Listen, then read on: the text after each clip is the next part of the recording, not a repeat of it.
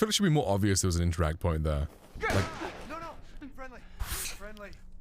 why the fuck did that scare me? God damn it. Somebody wants to be handicapped. Oop. Somebody wants to be handicapped? Oh my god, poor nerd. Wrist chat up, Jolly. Sin City was an Bro. Angels like you. Okay, fine. Fine. See, that's where I spilt tequila, okay? Ha ha ha, Pog Mirai! Mirai?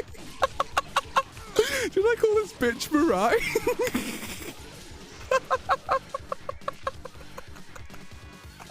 Pog Mirai! Pogri Mirai!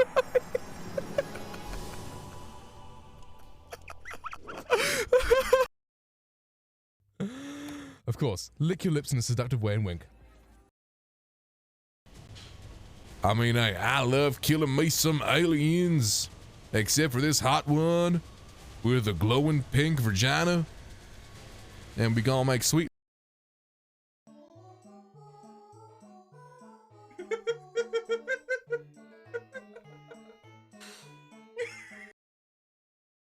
Yeah. Enough words then. Let our strength. This guy has a cool helmet though. I want his armor. Degenerate. And his sword. Damn you. Hey yo, give me his fucking armor. And what the fuck? No! No! What? Now the secret ingredient. Crap. I've included the map with this letter, so please bring it with you when you come.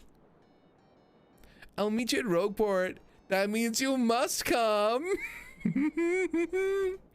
XOXO, Peach. Yes, Queen. Please bring it when you come. You must come.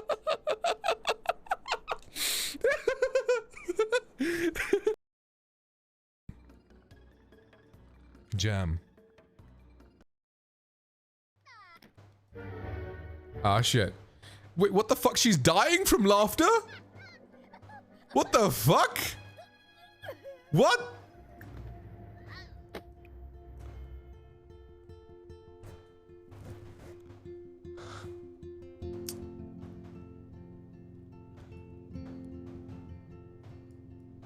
What the fuck?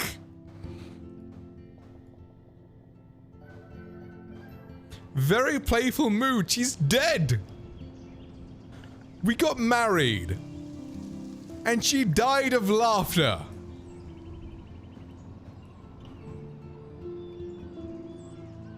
This one? That's cool. So, here is a radiator. Oh man. So, here is a bell. I can't hear it. Fuck. Are you lost, baby girl?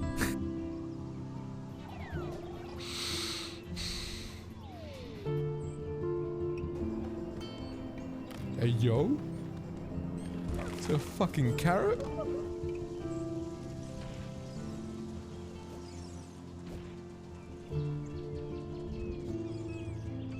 Seems like crappy mobile game. It's so much harder than I thought. 9 out of 10 people will not beat the first boss. I see stuff like that and I'm just like, okay, yeah, I'm not too interested. With no help, I don't think any functioning adult can beat it. Yeah, that makes sense. They were hard, and they wanted you to spend time in them? Damn, bro, that's wild. Oh yeah, Death Mountain Trail, right. I see stuff like that and really count down the seconds of the anti-skip. Sticking out your gut for the Rizzler. You're so skibbity. You're so phantom tax. I just wanna be your Sigma. Yo, what up, guys? Hello, welcome. Hope you guys are doing good today. Hi Cooper. Hi, Raven. How you guys doing? Hope you guys are doing well. Raven, you feeling better? Hope that headache is gone. Good. Good. But hey, we be lifing in the strange because I have 18 hours of Trails recaps to watch for now. Oh man. And I didn't watch any last night. Let's fucking go. Incredibly based, right? Oh man, wonderful, wonderful. But hey, there are other games I can play that are just as fun. So hey, hope you guys are doing well. Having a good day. Happy Wednesday to those in Europe. I don't think I have anyone in Europe, but hey. Happy Wednesday. But right, okay. Pressing the any button. L Euro pause. To be continued. Previously on Life is Strange. Whoa. Wow. You don't know who the fuck I am or who you're messing around with. Don't ever touch me again, freak! Whoa, she did the whoa. Wow. Let's talk about your superpower. What are you doing here, Max? Stop! Don't come near me! Not now. It won't work. L power used I know on Chloe. This isn't pleasant for any of us. Miss Caulfield, please tell us everything. Hey, it's Thelma and Louise. That's Rachel's bracelet. Why the fuck are you wearing her bracelet? Calm yourself, alright? It was a gift. Max, we have to find Rachel soon. Like you said, it's time to start the search for clues. Welcome to my... Oh, Max didn't just call Valimar. I know. Beat it. SMH. You better come check out these files. Rachel in the dark room. Over and over. That's it. Listen. I found pictures of Rachel and Frank. Being more than a friend. I can't believe she was banging Frank. Rachel straight up lied to my face. Why didn't she say anything? So who do you most want to blame? My fucking dad, of course. Hello? No, you don't. Do you know what it's like to wait for your father to come home when you're a kid? Ever since he died, my life has been dipped in shit. Chloe, I am awesome. We are awesome. Hello? Are you even listening, Maxine? This is totally fucked up. What else have I changed? Max Caulfield. Hold on. Chloe, you have a visitor.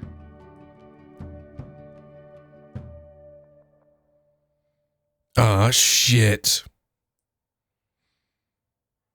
I wonder what happened to Chloe.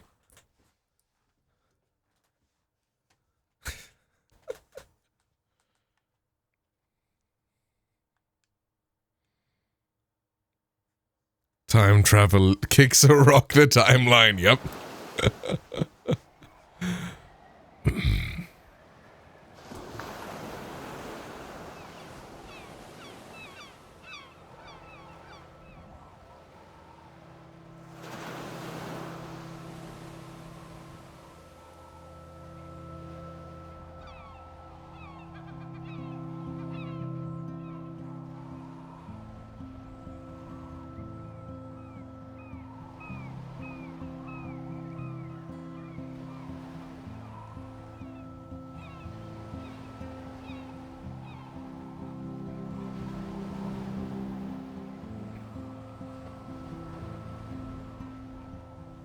No Tava mode. I started pressing the Tava mode button. Whoa, whale!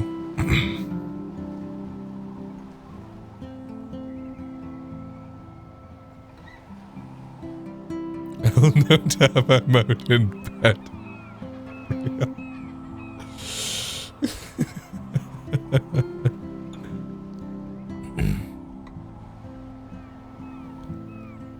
Whoa, Cerberus.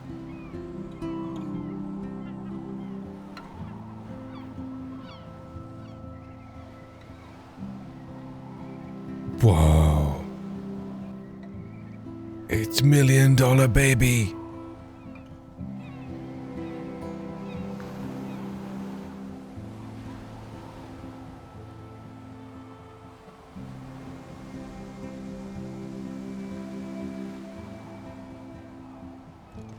It's weird hanging out with you again. I know. I'm glad we are, though. It was nice that you sent me actual letters. Hey. It's more than any of my other friends have done. Max wasn't a And you cunt even and just wrote on that forgot cool about Chloe parchment. this time. So Max. So pretentious. But I love writing on it. But like right, an yeah. English poet. Mm. You deserve the best stationery. Probably easier to write than to visit me. I don't mean that in a bitchy way. Not totally. You probably wanted to avoid awkward conversations like this. Pretty much. Yeah. Look, the worst thing you can do is treat me like a baby. I still want to laugh and talk shit with my best friend. Can we stop? This is seriously the best view of the sunset. What do photographers call that? The golden hour. See? Without you here, I'd have no clue. Bet you could take some amazing shots. Those beached whales are so sad. I kind of know how they feel. At least, I'm alive here with you. You're a real survivor, Chloe. Golden hour. I know you have It's to when sunlight is really soft I don't want anybody else and to looks learn great something for from me, pictures. And that's like sunsetty time. along with my parents. My dad still feels guilty about buying me that car. Are you okay to talk about the accident? We never actually have, huh? There's not much to say. Some prick in an SUV cut me off and I flew into a ditch. Do you remember everything? I saw everything in bullet time. I felt my back snap, and Shit. that was the last thing I ever felt in my body. When I woke up in the hospital, I literally couldn't move a muscle. Sag. Jesus. I don't know what to say. Don't say anything. I'm just happy I did get to see you again. I could have ended up vanishing out of the blue like that girl from Blackwell. You mean Rachel Amber? When was the last time you talked to her? Never. I just read about her in the news. I didn't even know her name. You did? Al, This is Rachel wouldn't be such friends a with the different cripple. world than when we were kids. isn't it? SMH Rachel. After that snow and eclipse. it's Only not interested the in end the of the world. able-bodied girl.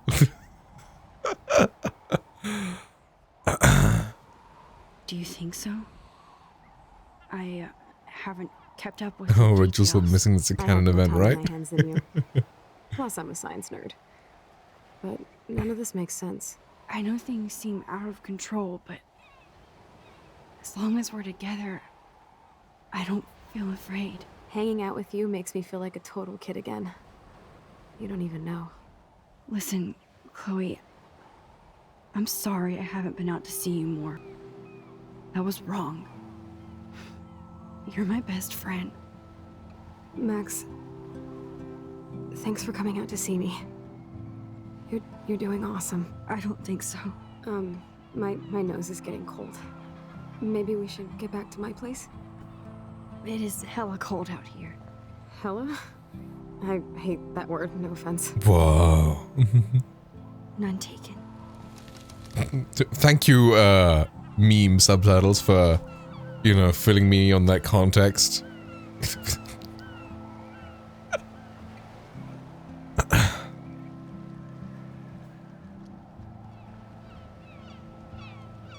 It's like L couldn't read 2,000 words a second.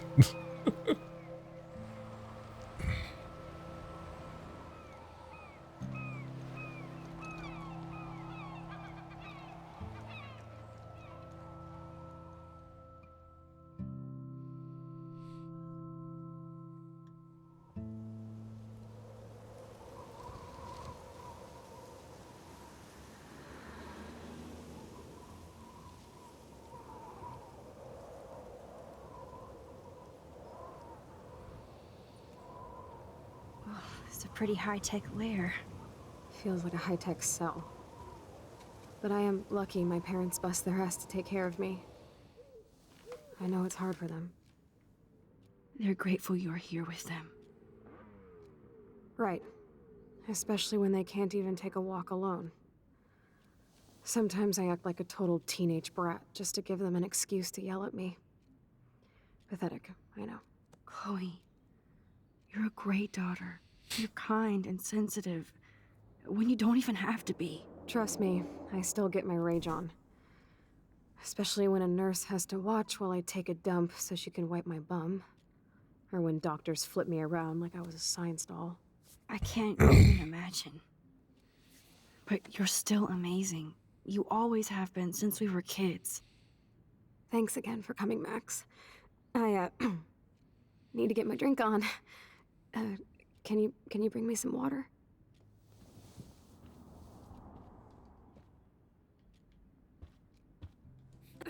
Oh, the snow dough. I guess not everything changed.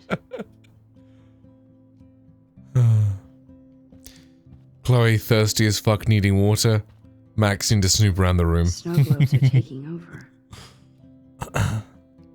All these snow globes. She can't even shake them. Hello, Chloe. She likes fluffy animals now. Watering plant or watering the Chloe? That's a serious heat. Went from watering the plant to watering the vegetable. Does Chloe look at the garden and think about her childhood? She can't even. My feel time the on Kick grass. made me a worse person. At least Chloe doesn't weigh that much. Oh man. She has to use that ventilator just to breathe. Instead of handing Chloe a bong, I'm feeding her water. Did I give her a choice? There's the old Chloe. Whoa, Chloe can totally control her computer. It's so great people get this high-tech help. Yeah, but we stole that 5,000 from the handicap fund. Chloe is still a punk at heart. But she can't stage dive anymore. That's so cool that Chloe has made friends online. Hot Wheels chat room.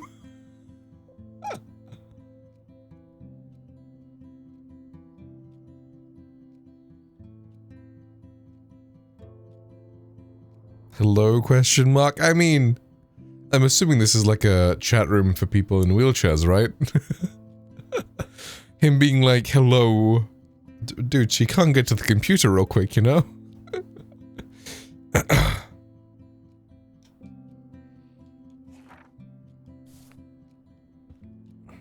I should offer to put makeup on for Chloe.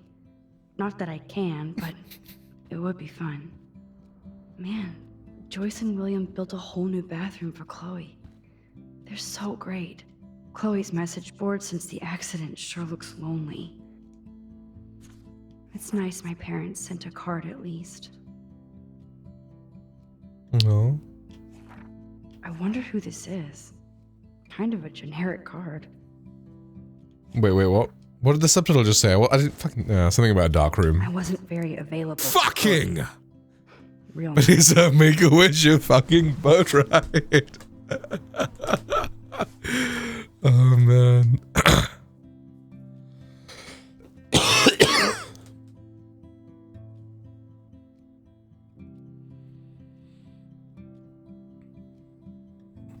Love Vortex Max. At least I sent road trip selfies to Chloe. I'm sure that made her feel great.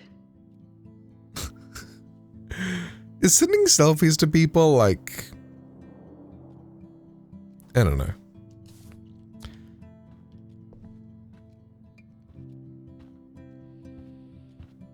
Like, should I be sending more selfies to people? Because I don't do that.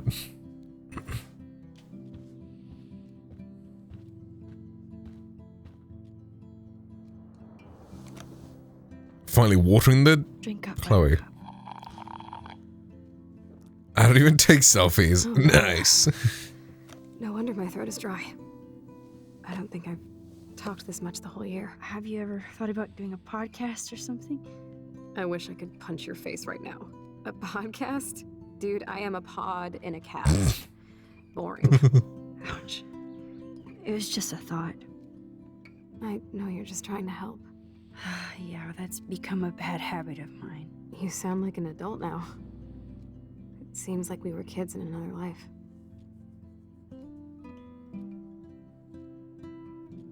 What do you remember about us as kids? We all have different memories. I think about us as little pirates, running and jumping through Arcadia Bay. Me too. But we're still pirates in our own way. Yeah, right. Check me out, Chloe of the Caribbean. No way will I get on a fucking boat now. Unless you're with me. Guess it isn't a As you can Make-A-Wish. see, I can't keep all my other friends away. Which friends did you hang out with the most? Megan Weaver, but you don't know her. She was cool. Yeah, she went to another school. And by Fucking! accident, she was too cool for school. I know I Make-A-Wish in the wasn't fucking boat accomplished. ride. No excuses, I'm a loser. But I am trying to make things right. How? Dude, you're not Supermax. And I'm not trying to guilt trip you. That's what my parents are for. I know this is a dumb question, but are you lonely here? Yes, dumb question. I don't mind being alone. I can't exactly go party like a rock star, though. Or get in any teen trouble with the folks. I think Joyce and William are incredible. Max, the accident has been so hard on them. Our insurance sucks, and the medical bills are fucking insane. Can they pay all the bills? No way. They keep the numbers away from me, but it doesn't take much research to find out I'm costing my parents almost $1 million a year. That's Chloe, crazy. priceless. No pun intended. You're such a geek. That's why I love Doesn't commit insurance Of course, fraud, I right? know a geek when I be one. See, I'm practically a human entertainment system. It would be sweet to chill out together and watch a movie like when you'd spend the night at my house. What do you want to watch? I think I'm in like a mellow Blade Runner mood. I always cry at the end. Plus, you know I always wanted to have cool colored bangs like Pris. I know. You would look incredible with blue hair. Whoa, cheap Let's viewers get the on show Cuddly? road. No You better way. not fall asleep on me like you always do when we watch movies. I remember, Max. Swear I won't fall asleep. Not when you're here. Not yet.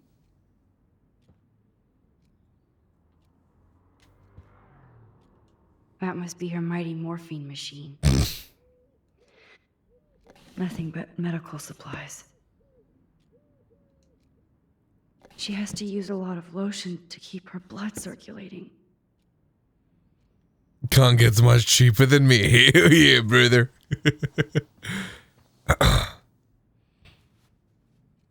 Thanks. I think you missed a grain stuck in my eyeball. Hard to believe how just a little sand can cause. Well, it is such a coarse and mess. rough and gets It's everywhere. like that Chinese proverb: a spark can start a fire that burns the entire prairie. You know, like the butterfly thing. So I've heard.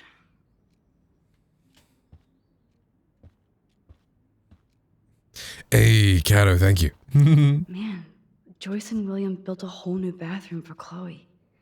They're so great. Alright, Oh my god. Whoa. I made that mix for her when we were 12. Fuck.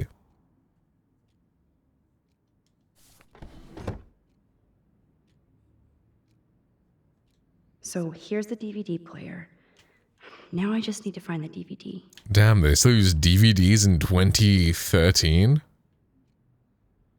You'd think with like $1 million a year being spent, they could spend a little extra on some Blu-ray or something. Max, it is.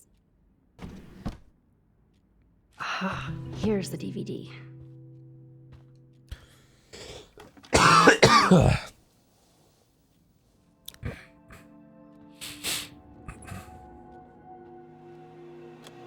They can't afford Blu-ray because of the medical bills. Yeah, makes sense.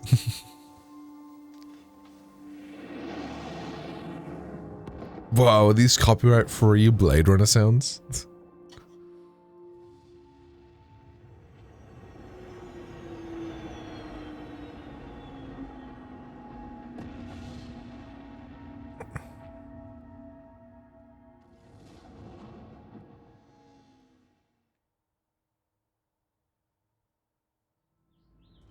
They just put the actual Blade Runner in, right?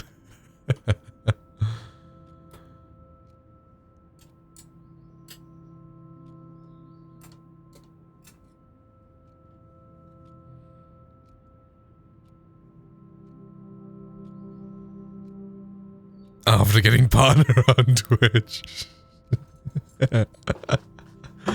Oh man.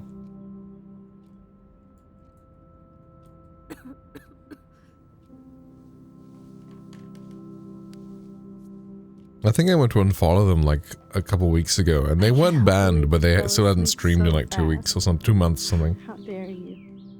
I know you were beat down after the day with me, and Blade Runner is a pretty dreamy movie to watch at night.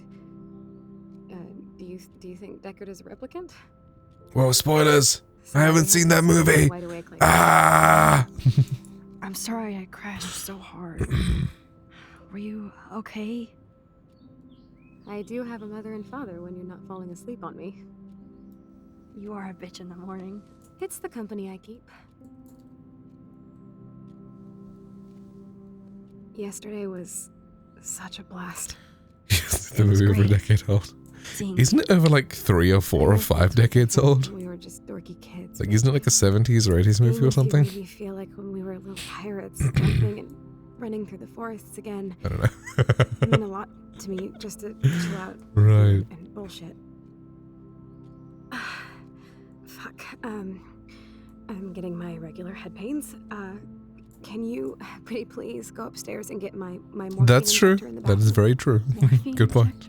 injector? It's total. I mean, this stuff. game is over a decade old. Seriously, I need it. My parents keep the swag upstairs because they think I can't get to it. But you can, Max. Like a pirate, right? Pirating the drugs, let's go. Drug piracy. Doesn't miss it, yeah. True.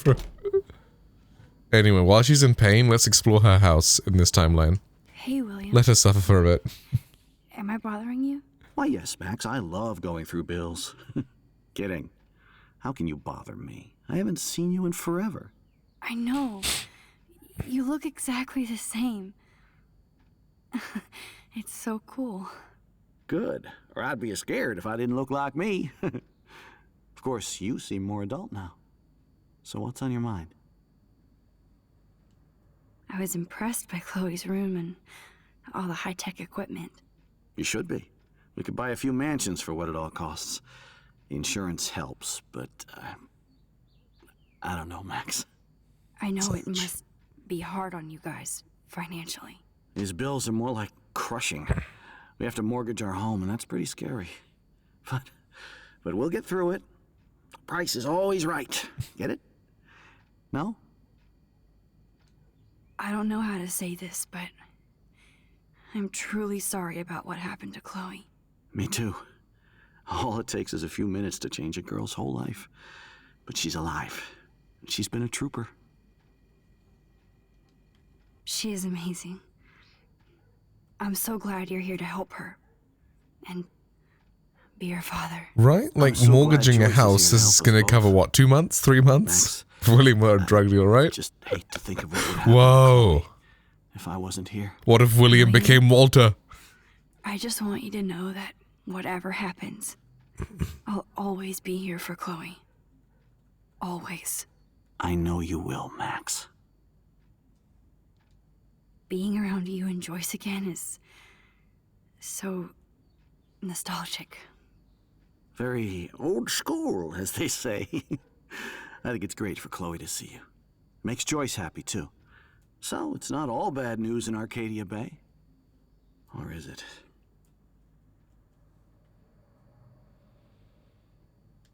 The Prescott family might be bad news. What do you think about them? Evil. Next question? Sounds like you know them well. More than I want to.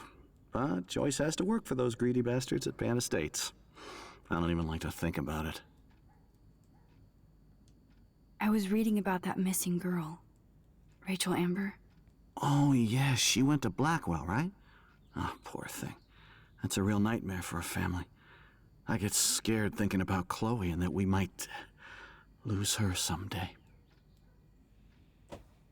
Well, depending on the choice I make in a couple minutes. What do you think? You is might. going on with all of this crazy weather and animals dying. Nobody knows, right? It is Nostradamus type shit, pardon my French.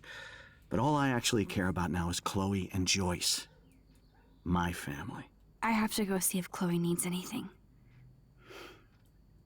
It was so great talking You to French, today. right? You act like it's the last time.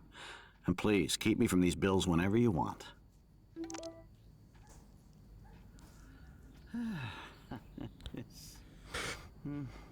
Huh, since the whales are getting beached here, the storm would take out these guys if we stayed in this timeline, right? Hypothetically. Gonna say fucking, not gonna say fucking. Whoa, message from Victoria? Here are the rules of fanfiction. Canon is the core, no one likes OCs, no twist villains, no bashing, no redemption, romance is based on friendship. The fuck does that mean, romance is based on friendship? 6 stories are about people, not gods. 7 somethings don't need explaining, rules are just guidelines. What's this got to do with anything? The Life is Strange comic series is not canon, it should not be treated as such. For sequel, it's okay, not great. Is this because you found Tristan to be a random and unrelatable character? Vortex Max, you busy girl. Avoiding homework as usual. I told you I'd help you out. You never let me help. Cryface. Okay, drama, stop. And you help me by caring. I do try. I scored a killer bud from you know who, FYI. Save me a bowl, gotta bounce. Talk to you later. Come by my room tonight. Vortex Max, are we cool? I want to make sure since you walked away so fast. Nathan was worried too. If you want to talk, hit me up, okay? Love you. Vortex Max, if you're mad, just tell me, okay? Silence. If you want to talk, my door's open. Love you. Well, damn. Vortex Max being a shitty friend. Pricefield, vanilla. I think you're unconventional, but reality, you're everywhere. Amber Price, chocolate. I think you're under. What the fuck? Based of Vortex Max goes to Victoria. I'm assuming these are ships, but what the fuck is the fucking ice cream flavor? Oh, it's like who you ship is what the flavor you are. Like if you ship Max and Chloe, you're vanilla. If you're Rachel and Chloe, it's chocolate. Ken, let's fucking go. What up, man? Hope you're doing good. I think you're underrated, but this entire aisle dedicated to you. I mean, to be fair, Before the Storm, great game. So Amber Price, I guess, is mine. Is vanilla ice cream with the ships? Yeah. Chasefield is caramel. Chasefield. Oh, Victoria and Max? You think you're edgy, but you're actually harmless. And Chloe and Kate. Strawberry. Oh. Graham Scott. Wait, who's Scott?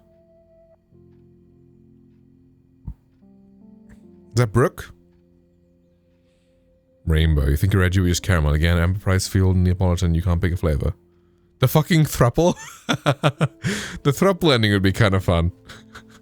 I can totally see it being Rachel and Chloe and Max is the cuck.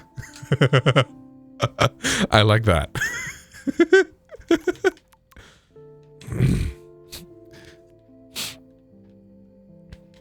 Yo, Vortex Max, you around? In the dark room, developing shots for the contest. Sweet, on 2 wheels for you. Wait, does this mean Vortex Max knows where the dark room is? What the dark room is? If so, could Vortex Max be the key to understanding the mystery and finding Rachel Amber? Could Mean Max act as Vortex Max and understanding to Nathan and Mr. Jefferson? No, back to the present for you. But does Vortex Max answer her dad? Nope. Hey, at least he still gives us money for our 18th birthday. Oh my god, she replies to her mother, what the fuck? Maxine. Vortex Maxine, this is your room. This is your mommy to wait some of your bills. Are you there? Damn, she be spending. Give me time to answer. Context in every class. Some teachers get super pissed. Use a phone because super rude. And please don't be snippy. Yeah, I mean, she did text her at fucking 2:33 in the afternoon. That's like class time. Long day of homework. Not the only one worried if you spend so much. Scholarship doesn't cover everything. So you credit card what I needed. I bought film, not a camera. Maybe it's time to go digital. I'll call you later. Max is like one of those hipsters who only shoots on film. In 2013. Damn. At least I've ordered it once, okay? This text was added after people complained. That's funny.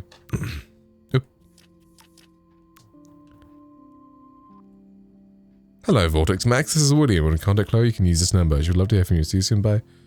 Hey, Chloe. Vortex Max in here. I know it's been a while. I want to let you know I'm good in Blackwell Academy now. I hope this is still you. Max is back. Blackwell, awesome saucy rule. We can hang out this most night. Call about our homework. We'll get together soon. Don't tease me too long. I'll see you soon. Smiley. Aw. It's kind of sweet. No change to spare anymore. Now it's back to cookies. Damn. Hey, I think I'd rather eat cookies than coins, you know? Bonjour. That's great. They finally went to Paris. Damn. I want to eat coins. This is just for Chloe's basic supplies. Oof. 8,000 a month? Damn. You, France, right? I think that's why he was, excuse my French. Hello again, William. So you finally made it to Paris. Oui, as they say. Not me, because I can't speak French. Let's go! But it I was a knew great he was experience, based. Especially for Chloe. So it's right. I know. You're loving it there. I know, but like, you know. You guys rock for going on a family adventure like that. She talked about going to school there. He was excusing his French. But that's not practical anymore. Because you French. It's not fair, Max. I have to go see if Because the Chloe French all the time. You act like it's...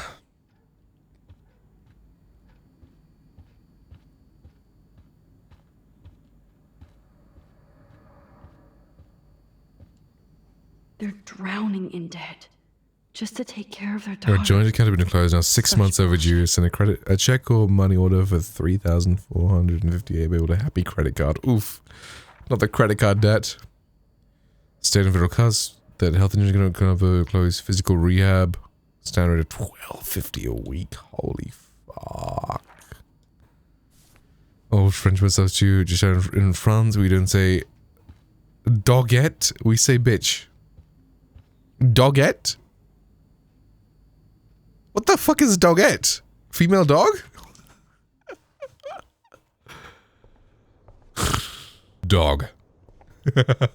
Who the fuck says doggette? It's all about you, Arcadia Bay, isn't it? Is doggette the French for bitch? Oh, French German language. Right.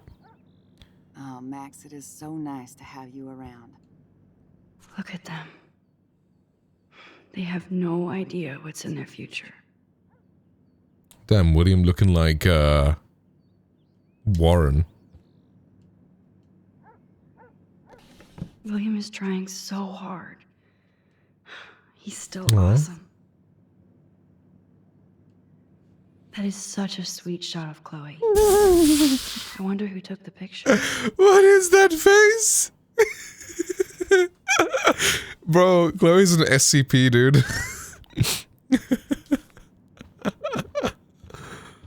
Oh man. It's like Smile Dog. Oh no. I didn't realize how bad Chloe's injury really was. Oh shit. Damn. Not the failing respiratory system, Sag. Joyce is already a supermom.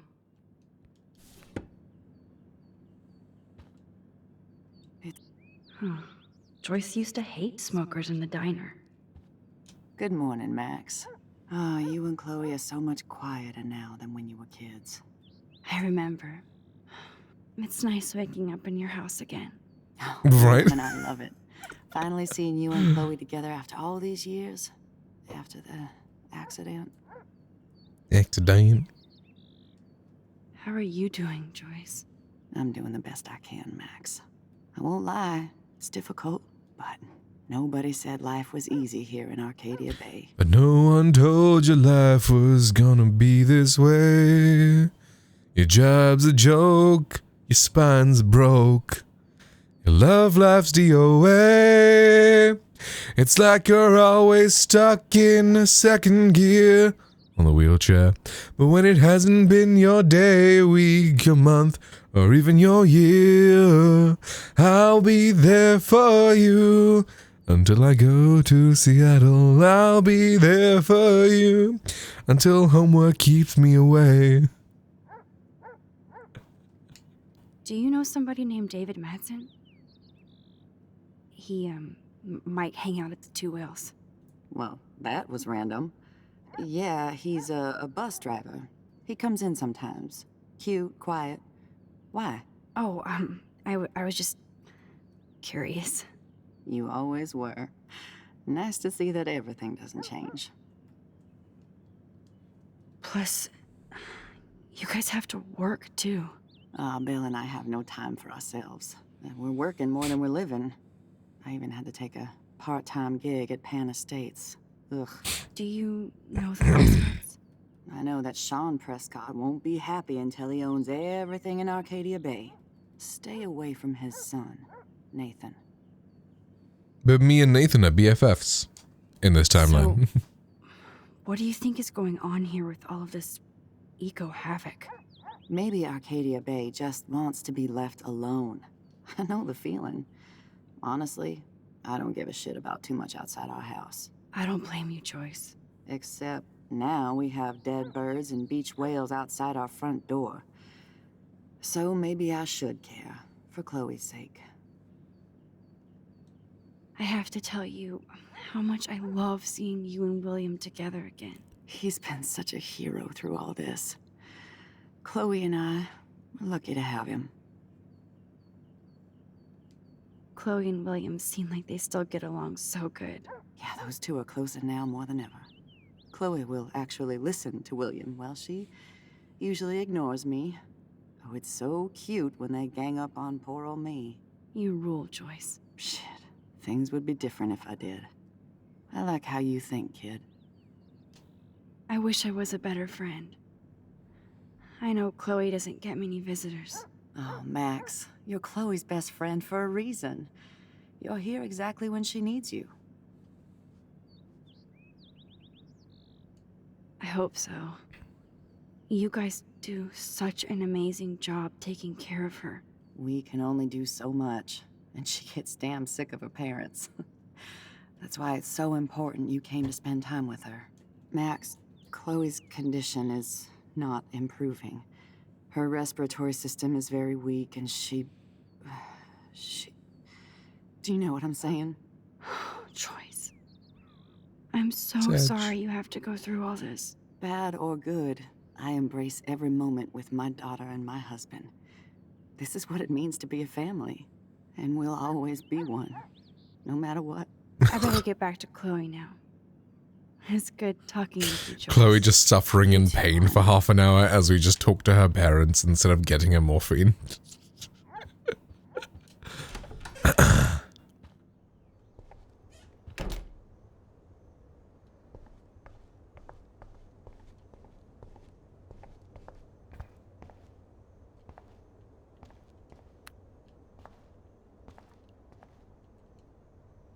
It's cool that Chloe uses natural medicine too.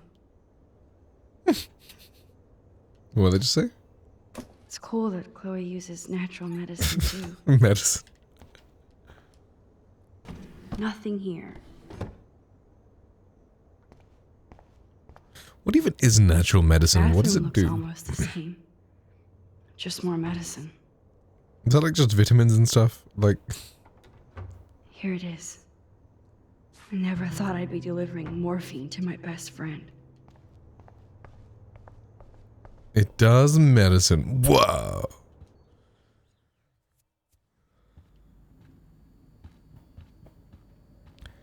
I hope this game is like a timeless void, right? Where Chloe didn't suffer for like an hour while Max talked to her parents and snooped through her entire house. Oh, wait. Fuck. I wanted to see what happened to Chloe's room. I think you can go in there. So it's like Trails, right? I'm hoping. Chloe watching Max. No! Fuck. Okay, whatever.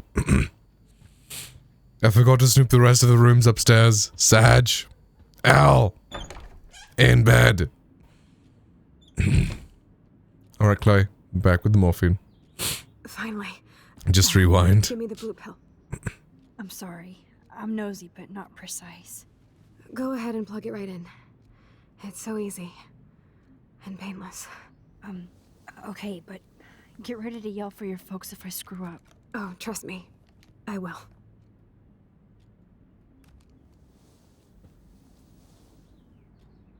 Of course, my pain just keeps getting worse. But you caught me on a good day. Crazy how she can't feel her body but can feel the pain. Even able to hang out with you. See, I'm getting mushy. I'm already high. You're so adorable. Do you want anything else? Stop me if I'm being too emo. But can you grab one of the photo albums over there?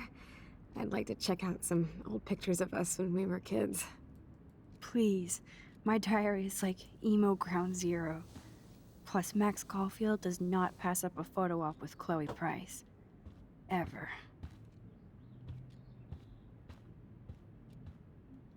That's a serious heat lamp. A serial heat lamp? Does Chloe look at the garden and think about her childhood?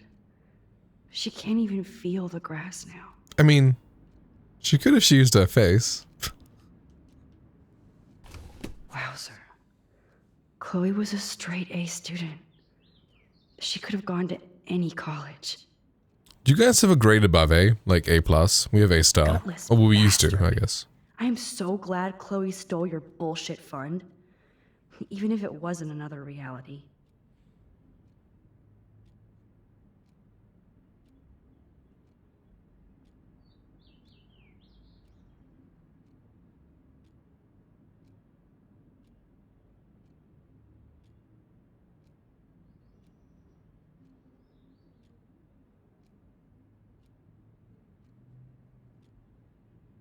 More like officially in the system. Mm-hmm.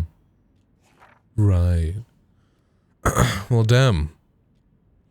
Al's scholarship fund went all to the teaching whiskey. Not scholarship, disability fund. Wowzer. Chloe would... Despite everything, they're still a happy family again. It's cool that in this reality, Chloe really loves skating too. 91 the same as 100. Ah, okay.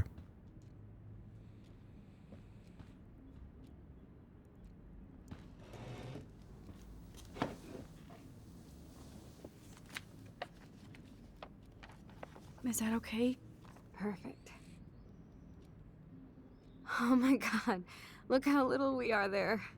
We look like toys. I remember that day by the lighthouse. My dad was pissed at us. He actually tried to give us a timeout. And you laughed at him. My dad would have banished me.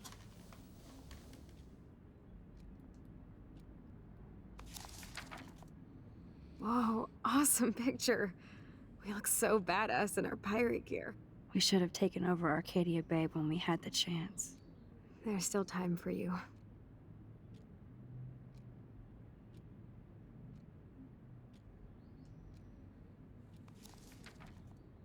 Oh man, there we are making pancakes.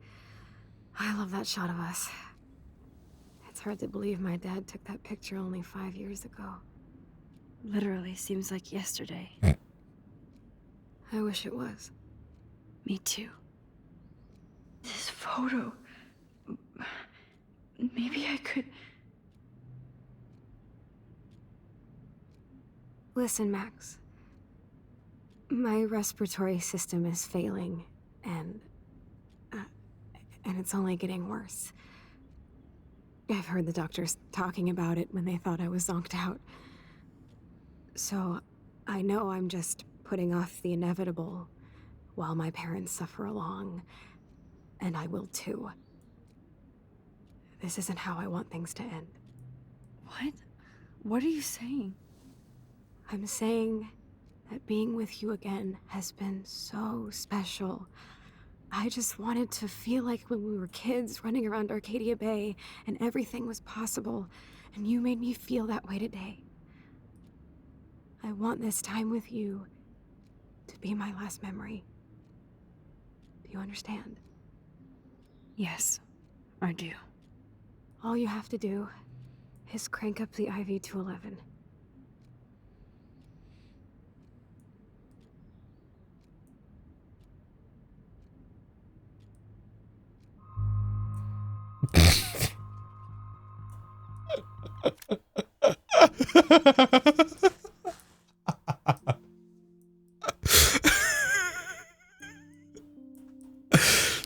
That's one way of putting it. That's wild. Hey, Master, great to see you, man.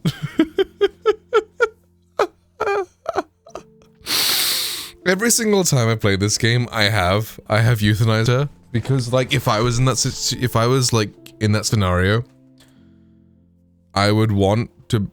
I know it's a fucking crazy thing to say, but like, I wouldn't want to live, kind of thing.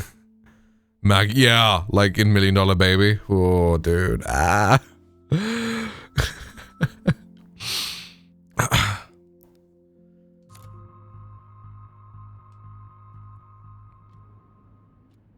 Chloe.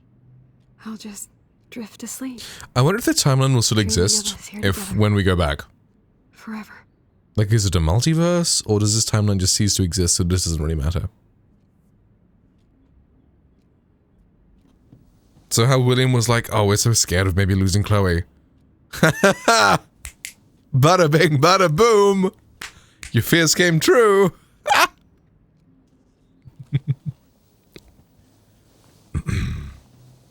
Thank you so much. I'm so proud of you for following You'll die in like 2 days anyway. Don't forget about me. Oh, man. I love you, Max. See you around. Sooner than you think.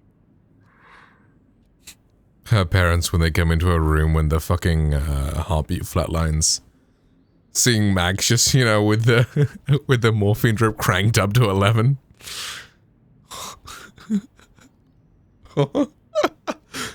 We come in, we take a walk with her daughter, we snoop through their house in front of them, and we put down their daughter.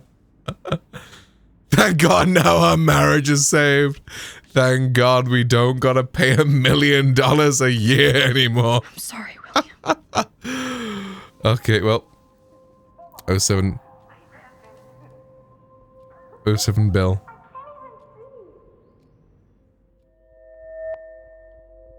It was really her fault we were having problems.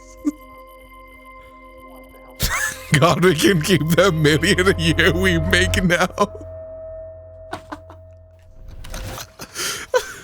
Someday Dad will get one of them newfangled computers. I hope the flash didn't scare you, Max. This is a keeper. Well. 07. Hello? Hey, honey. What? Oh, I didn't know you had to get groceries. Of course I'll come pick you up. Shit, where are my keys? That's $1 for the swear jar. You mean your college fund? Keys, please. Aha! You can't hide from me forever. And no Chloe and Max wine tasting session. Dad. Don't blow it, because tonight your mother promised to make us a world-famous salmon surprise with chocolate cake for dessert. Max, you'll be here too, right? She's never leaving me. That makes all of us.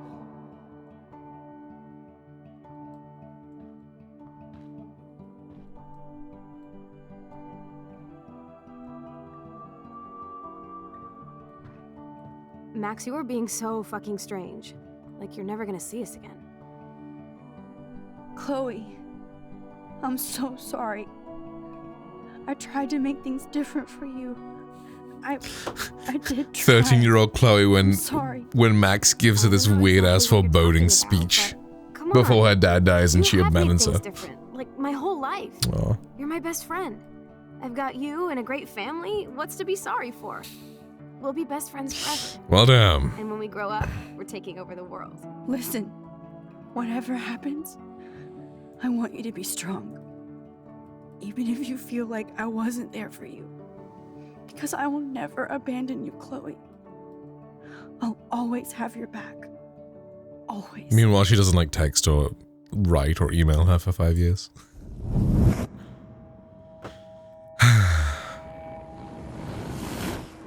Well, damn.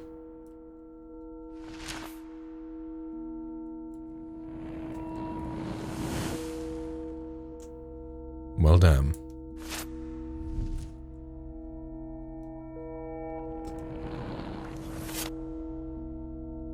Well, damn. Hey, at least life is strange before the storm still happens. You know, that's a positive.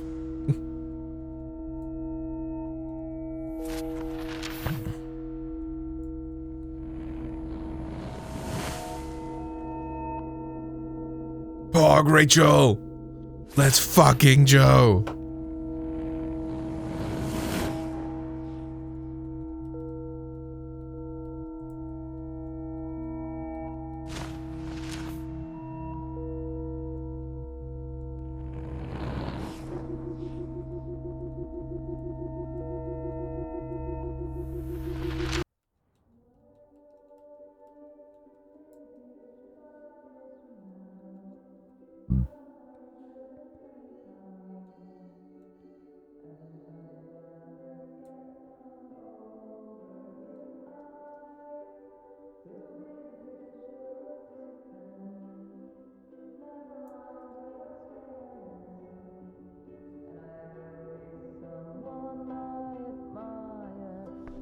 Chloe, you're alive. Yes. Whoa, down, Max. You get one kiss, now you're all over me? I'm so glad you're here. You sound high, but thanks for the morning growth. Since we were up all night playing CSI Arcadia Bay, I was still spaced out here trying to put all this info together. Max, did you forget we've gone over this? I hope you weren't messing around with time while I was sleeping. Not anymore. I'm just spaced out too. Well, damn. Welcome back to the real world, Max. Yeah, the other one was just kind of make-believe. We could have done whatever we wanted. About what happened. Why not?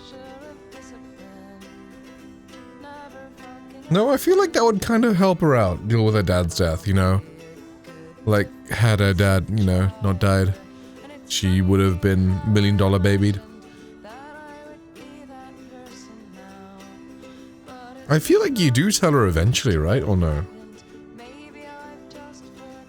Let's look at the big board and see all our pieces in the puzzle so far. I still feel sketchy about giving Chloe the gun back. That snow dough always makes me think of William and Chloe. This butterfly photo seems like 1,000,000 years ago. How much time have I altered since? I'm so sorry, William. It's not fair you had to die twice. There's Chloe's cash stash. Sorry, Principal Wells. No, Principal Wells can't get his teaching whiskey. Sad. Yes, Chloe Price is here.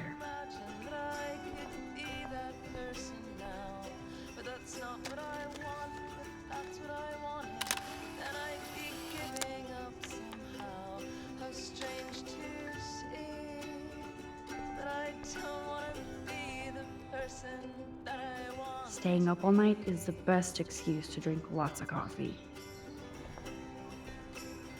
The coffee is so Even Holmes yucky. and Watson didn't use every piece of information.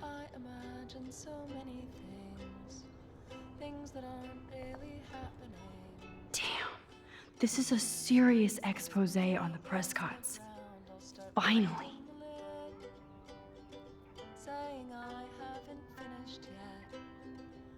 Still have a tattoo to get. It says I'm living.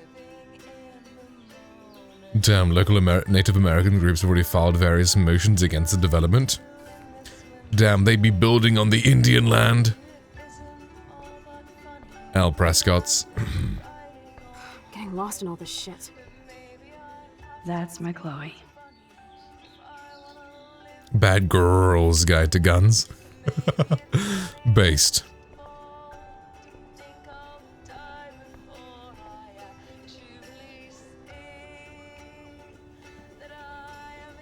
They're gonna get cursed on God. Prescott's gonna get bad medicine. So close, yet so far. Well, I mean, regardless of what ending you pick, they kind of do, so We have to yeah. do 3 main things. Right. What things? 1. Decipher Frank's logbook. 2. Get Nathan's phone to find out where he's been during the Vortex Club parties with Kate and Rachel. And see whatever hidden shit he's got in his messages. 3. Beat Stepdouche Dan until he tells us about Frank, Nathan, and the dark room. And I do have a gun now. Keep it in your pants. We'll have to do this on our own. Dude, at least let me kick his ass, then rewind. Fine, whatevs. It's your power. Which I can't waste on shit like that. Or Blackwell would be in big trouble. At least you let me take that money to pay Frank off. Don't remind me. I just want him off your back. Our back. I know. You should get busy in the garage to see what dirt you can dig up. I'm gonna cyberstalk some names and see where that leads. Or to who. And be careful of Stepcrack. Unless you want to hang out with him after you stood up for his ass yesterday. Oh, please. Damn, she ain't gonna let that I go. can't lose this level of my rewind power. It's way too dangerous, and I... Oh no. Bird! That poor little bird has been trapped in here. Damn, that bird must be hungry. It's been here for 2 days. Oof.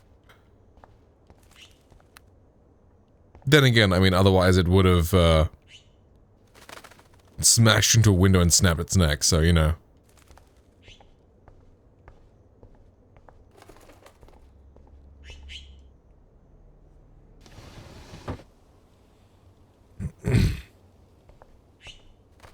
Fly. Be free. Bog. We saved Bub. Since David might be in there, I better mosey along for a change.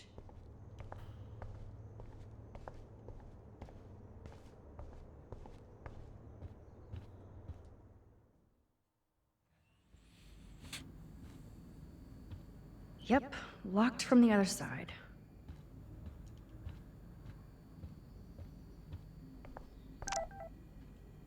Those poor whales are like beached angels.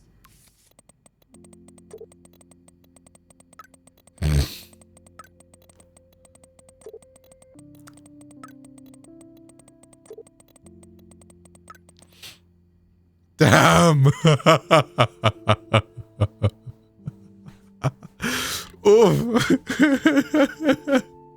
You should go with Chloe. She looks cool enough for you. A lot of cool friends like you.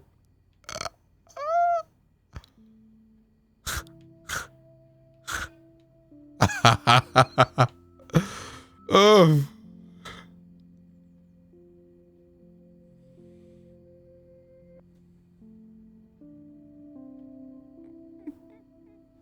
Al Warren.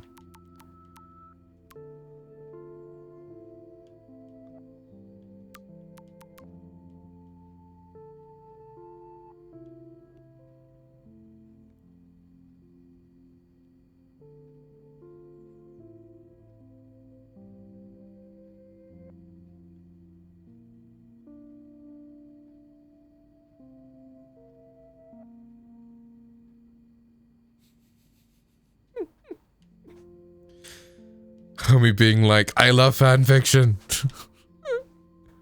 Huh?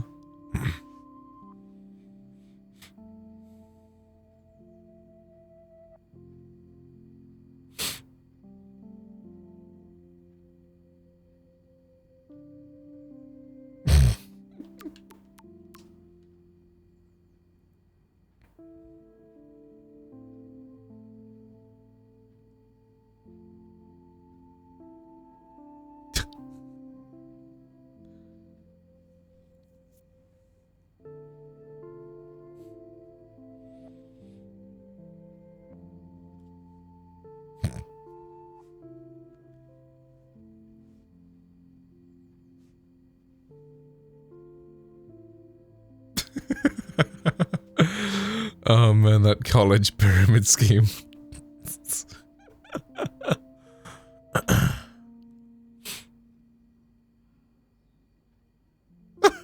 Oh man, not the getting to that age where all the good people are taken, so I have to wait another 5-10 years and swoop in after the divorces. Oh no. Oh no. I think it'd be really fun if the graduate with the lowest GPA also gave a speech, the anti-valedictorian. LGBTOP. LGB top.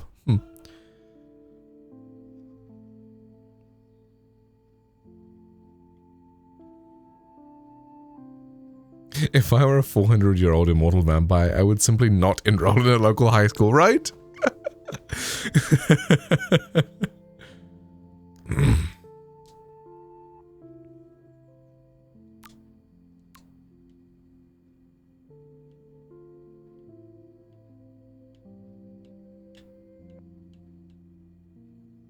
XOMAXO! While replying to her mother.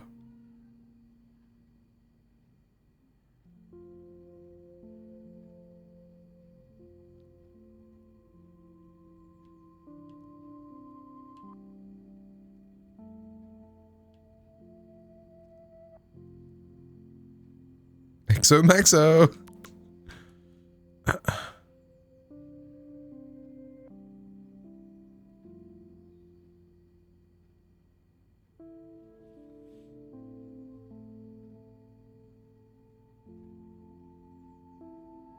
Damn, Victoria, wow. Shit. What is going on here? Looks like they're back on the road to Paris. Yay. So why would you want to go to France? Joyce really wants David and Chloe to be a family. XXXOOO. I heard of that. I mean, is that better than XOMAXO? XXXOOO. I don't know which one's worse. Somehow I existed in this whole other reality. But I don't know what happened. The more I use my power, the more I see how little control I have over what happens. Now Max Caulfield exists in 2 or maybe 3 different realities. Interesting. How can I have a destiny? Ooh, I wonder if in the new game they have alternate lives Vortex Max. I hate the thought of William and Joyce finding Chloe like that. And Max is just gone. Thinking about all these lifelines almost makes Or my head oh, maybe you should an alternate Max is there instead. Vortex Max is now waking up being like, huh? The fuck?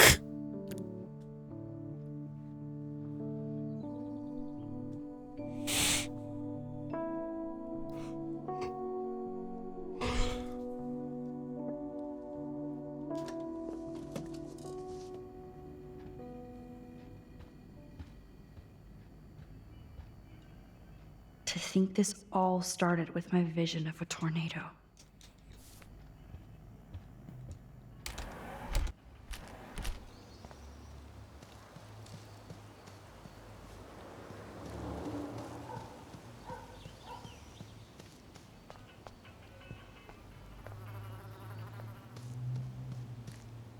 That sound effect, man. The bug. Eee.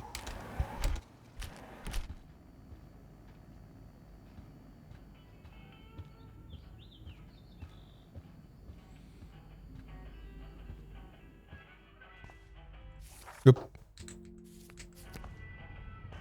It looks like David finished his car repairs. Maybe there's some new clues around.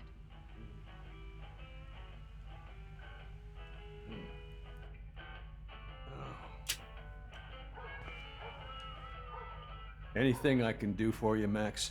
I was just waiting for Chloe to get out of the bathroom so we can go. I owe you one. So I'll pretend what you just said is true, Missy. The true. Excuse me, that's Miss Caulfield. Yes, sir. You and Chloe still better be careful where you wander. There are a lot of dark places in Arcadia Bay. What do you mean by dark places? That's true. I can't tell you everything that's going on at Blackwell, and you've seen too much already, so please stay out of this, Max. Too late. I already know way too much. So, do you and Nathan Prescott... Nathan Prescott? That little shit-ass is lucky he didn't get suspended. I don't think luck had anything to do with it. I could have been suspended too. I didn't have all the evidence at the time. I am sorry, Max. Anyway, I think we can both agree it's been a hard week on all of us. Especially poor Kate Marsh. I tried to help Kate. You did, Max. You saved her life like a hero. It's kind of cool seeing this because I feel like everyone berates him instead of siding with him. You even made it to the roof So he's never here. or anybody. I knew Kate was desperate too. So did Mr. Jefferson. And I got him suspended for what? That guy is an elitist prick, and I'm off duty, so I can say it at home behind his back. Like when Chloe calls me step douche. Side with him. Let's fucking Live in go. a fantasy world. Why do you say that? These art farts are all about themselves. When I was in the service, I hated the photographers who try to pose me in their anti-war bullshit. Well, Blackwell Academy is a school for artists, so maybe this isn't the best And place. chemists for some I'm reason. a family here, Max, and I think Blackwell is the best place for me, since only I know what's happening. Of course, thanks to Mrs. Grant and her hippie anti-surveillance petition, I hope everybody feels safer, like Rachel Amber and Kate Marsh. I don't Although, know you're if he like a was walking that, surveillance system. I appreciate you but standing up for me, but I have to be a he hard drugged ass girls and tell took you and pictures of Chloe them to stay the while they hell were out of this. unconscious. Things are just gonna get more ugly. I don't think he went that far though. I don't think that was his thing. Like, Now, still excuse fucked me, up, Max. I have to get back to my camera. See, but I don't think he I'm an was artist too. that. Yeah, definitely damn close, but you know. It's hard to say. It's very weird to quantify like what's worse or not, but Hey, Max. Oh, that makes me sad. I do appreciate you standing up. It was so incredible to see William again. I wish Chloe one, could too. yeah, right. Both awful, Should I but have signed one's the much petition? worse, I would say. Blackwell sure And I isn't think he's safe the to be less worse president one, if anymore. that makes sense. David really did protect Chloe. I'm glad I stuck up for him.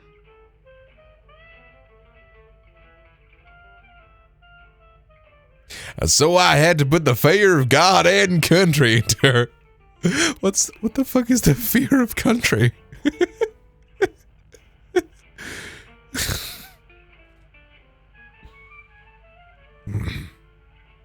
The fear of country?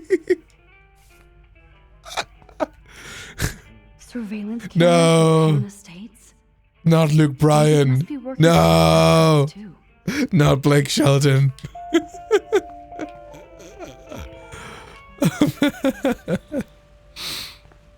If you don't fear America, you don't understand. What the hell did David do for Nathan? And what did his dad do for David? Sorry, but this is my official man cave, so no girls allowed. I wonder if David is going to the No party. girls allowed. You are not going to listen. Whoa, that is a serious padlock on that locker. Hey David, what you hiding?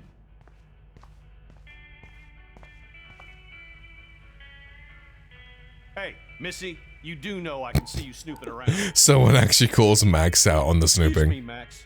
Do not touch one goddamn thing. Come on, Max. Find a way to get David out of his cave. I do appreciate you standing up for me.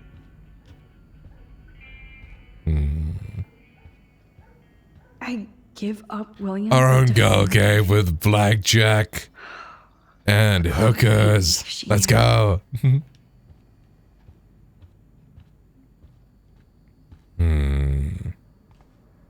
Now, how do we distract David?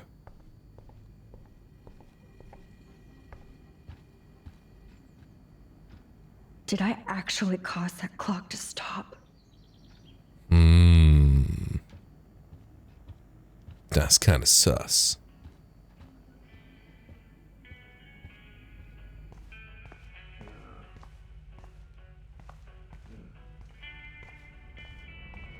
Sorry, but this is my official man cave, so... David will not leave if I ask him nicely, so I need to create a major distraction. Do we know the code?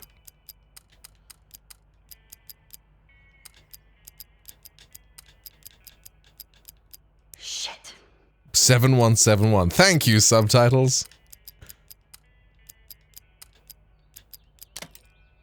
1776. I knew that number would be important. I like how we just break into his locker while he's standing right fucking there. Oh, maps, notes, coordinates, photos of Kate. Speedy won't work if he doesn't go to the bathroom regularly. Yes. She knows some drugs.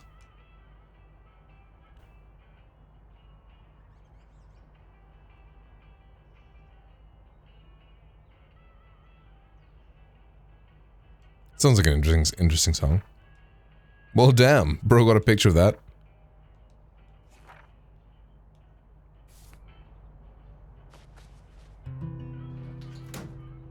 Score.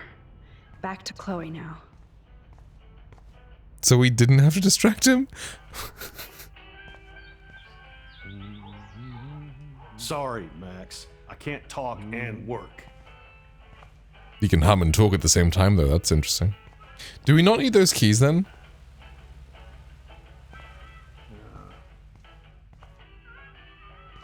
Hey, Max.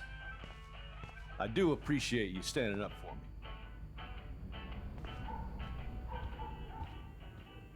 me. It's amazing how much drama this living room has seen. Maybe I rewind so it's closed. So he's not like, who the fuck opened my locker? Oh, never mind, it is closed. Okay, well. Sorry, but this is my official man cave, so no Oops. Yo, Chloe! Are you ready yet? I have to get back to my dorm. Are we happy? Very happy. I hit the secret file jackpot. It's Kate, Nathan, and Rachel. Plus there's some location coordinates. David is like a one-man surveillance army. Now let's get the hell out of here before we get busted. But I absolutely have to go see Kate in the hospital right now. I want to find out how she's doing.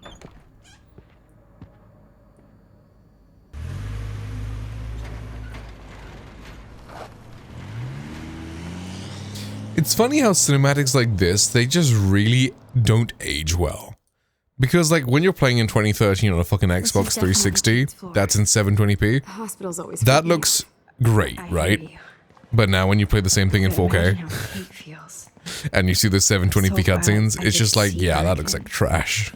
I hope it's not too weird for her. No, Which I guess is good, like most games nowadays, do cutscenes in-engine, so maybe in 20 years when everyone's playing on like fucking 16K TVs, it'll still scale. You can chill by yourselves. I was a total dick for blowing a fuse when you answered. Yeah, right, exactly. Good thing you ignored me. I had no idea what shit she was going through. And you saved her. Like me. I'm sorry. Aww.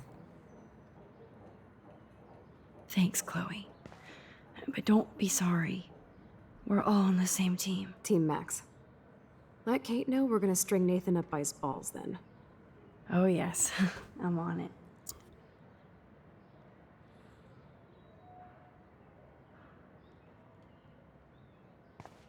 Whoa, raffle. Hey, look at her. She looking good. Aww. Max. Kate. I thought I'd never see you again. I feel so ridiculous. I'm so sorry. Kate, listen to me. You have nothing to be sorry about. Other people do. You do not know how happy I am to see you. Dang. You look awesome. Is it a stupid question if I ask how you're doing? Now that you're here, I'm doing even better. I'm so grateful to you for coming up to the roof to talk me down. Max, I felt so lost and alone. When I saw how much you cared, how hard you were trying, you made me realize I wasn't alone. Aww. Thank you. Kate, there are I do so many wonder, because people she who wasn't love you and injured. want to help you. How come she's in the You hospital? should see all the letters and postcards. I gave most of the flowers to other patients here because they need them more than me. I'm keeping the balloons, though. One of the nurses gave me some pen and paper so I could do some drawings. I love your illustrations. They got kind of dark there for a while, but I have an idea. I guess for a that new makes children's sense, book yeah. about bullying. I was thinking of having some Just keeping her there to photographs in make sure too. she's okay. I She's hope not going to do that's the a same subtle thing hint again. that Yeah, you'll makes let me sense. take the photographs for the book. Was that subtle? You better take the pictures, Max. Mhm. I'm going to be here for another day until my family comes out to visit. How are they treating you? Like they need to protect me forever. They're so upset, and I know they feel guilty even though they didn't do anything. I was surprised how many students from Blackwell wrote me. Daniel, Mr. Jefferson, even Victoria wrote me a very sweet note. And I believe she was being real. Me too. I'm glad you believe again, Kate. I'm working on it, Max. I just pray I can get this drawing right. That is so good to know that Kate is drawing again.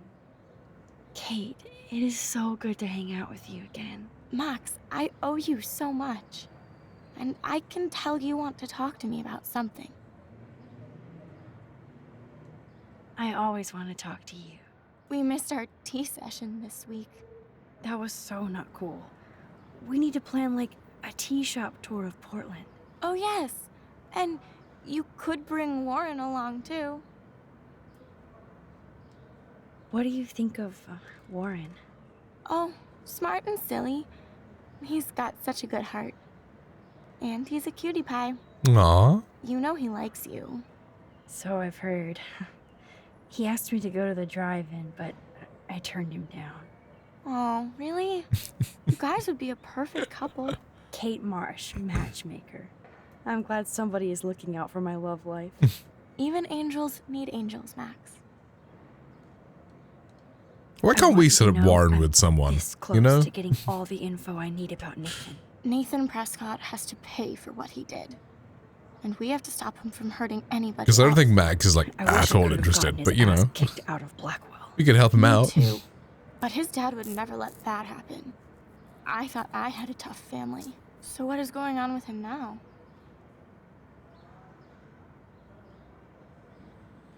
I think his family is totally protecting him. Or worse. I never say this about people. But Max, there's something evil about the Prescotts. They have something to do with death. We're going to stop him. I just have to find Nathan's room number, get inside, and get the clues I need. Max, please let me help. I can get the number, and I'll text it to you, okay? Of course, Kate. I can't do this without you. Now it's time for Nathan to watch out for us. I have to get back to our mission. You don't know how much it means to see you again. I do. That's why I love you, Max. Thanks for taking care of my bunny. Tell Alice I'll see her soon.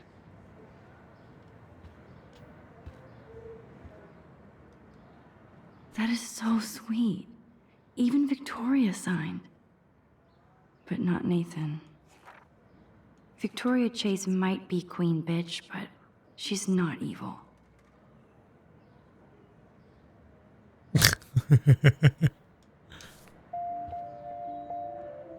Principal Wells knows how to step it up when he wants to.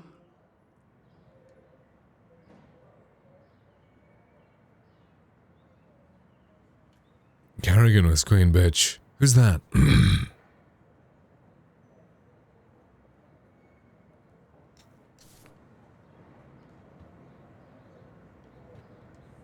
Good to see that Kate is still working on her book. StarCraft.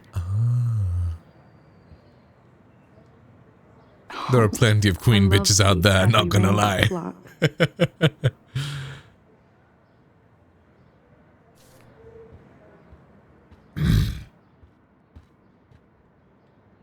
Thank you, sisters. You really saved Kate. Hey, Kate. Kate! Which makes me happy. Oh. Well, that's kind of based. I saw Victoria's letter. Chad move. How does that make you feel? Max, I know Victoria can be not A nice, melon. but I do believe in forgiveness and redemption. I might be naive, but Based. I feel her struggle. Me too. I could have taken a picture of her covered in paint, but I didn't, and we had a genuine moment. I mean, she's hate texting me because I got Jefferson So mean? kicked out of the trip or something. She's a bitch. She's insecure. If you're comfortable with yourself, you don't need to act Exactly. scared. Victoria doesn't look like she has much to be insecure about. Who If knows? anybody could make Victoria see the light, it would be Kate Marsh. One sec, No. phone call. I think it will take more than that, Max.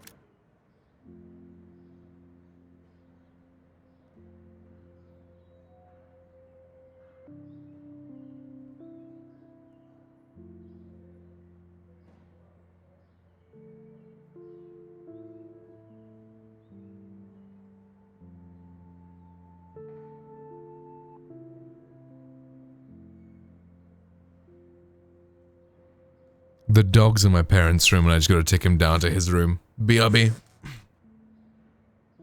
Here, give me your... the German lands, even in Hamburg, ironically. Right. Because there's one near the cinema that we, well, used to go to before COVID. He really just said, I wanted to try 5 guys. Bruh.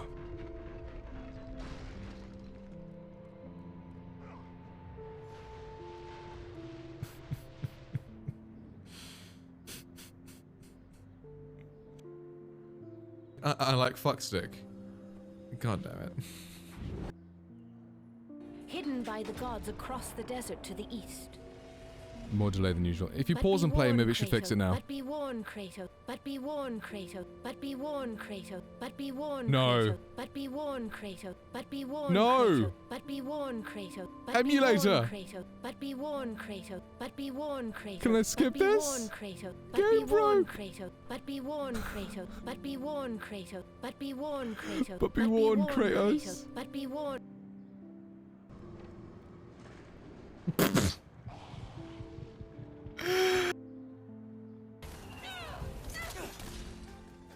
Shit, that dodge. Whew.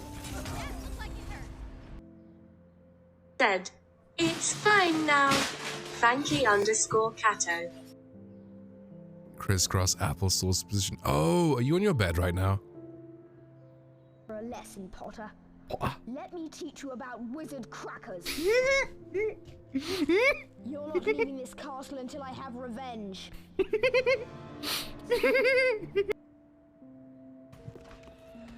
Get good. Ah, yes. Get good at avoiding bullshit.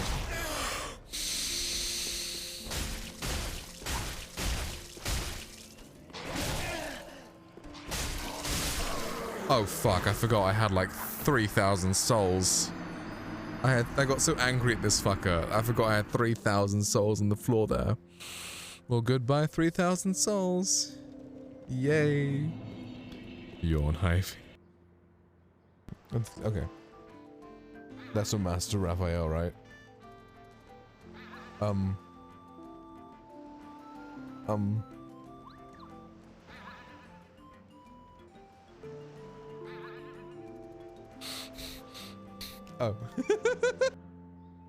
Nice. You can now use people.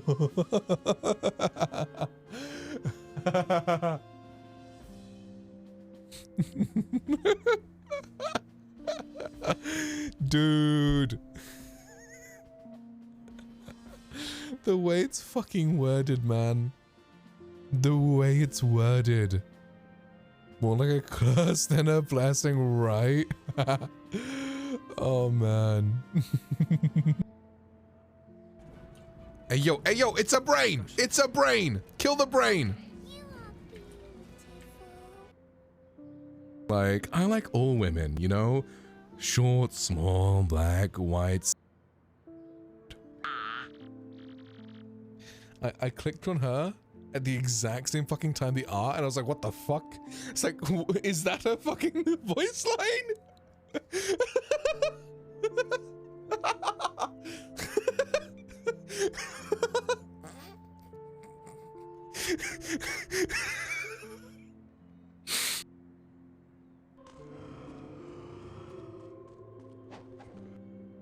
What the fuck? I'll stand up. I'll stand up, okay? Okay, there you go. There you go. Nothing there, right? No, oh god, no, you can. Ah! Or just get her drunk. Good idea. Fuck. Up. Jolly just said he's not into tag. I'm not. Auto tune. Let my wrist come true. All I want for Christmas views, babe.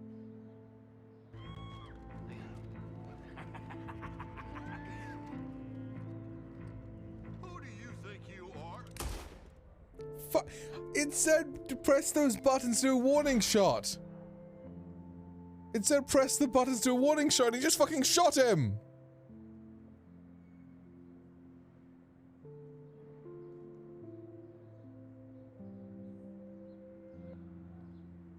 Press up, aim down, press up on the D-pad. Oh man. I don't know how I'm gonna end.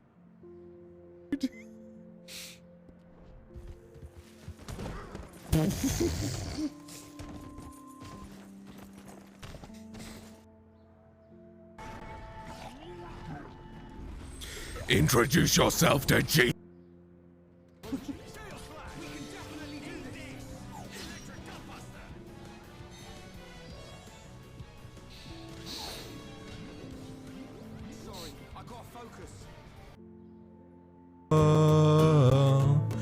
Rolling in the deep, you had my heart inside of your hands, and you played it with the beating through your. Wait, do the whole companions have my back right now? It's like I did go on a slight murder spree.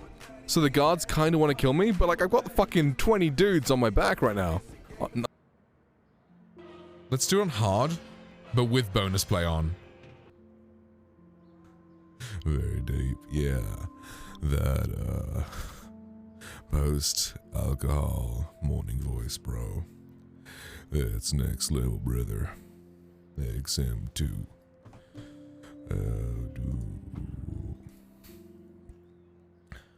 She was like, oh my god, this is my song. I've been listening to the radio all night long. Leave that head back on. Here it is. It was like, Andre boy, I wanna dance. She was taking my hand. Give me a good. You would have thought the same thing?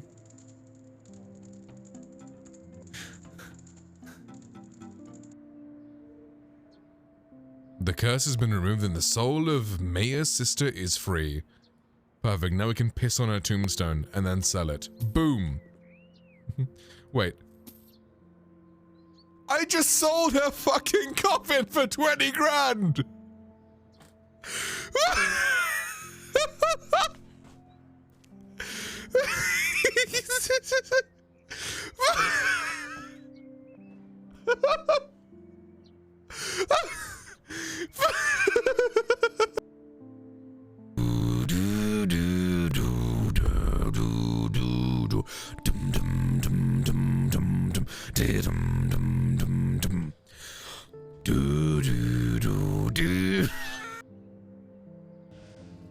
Now it's quieter.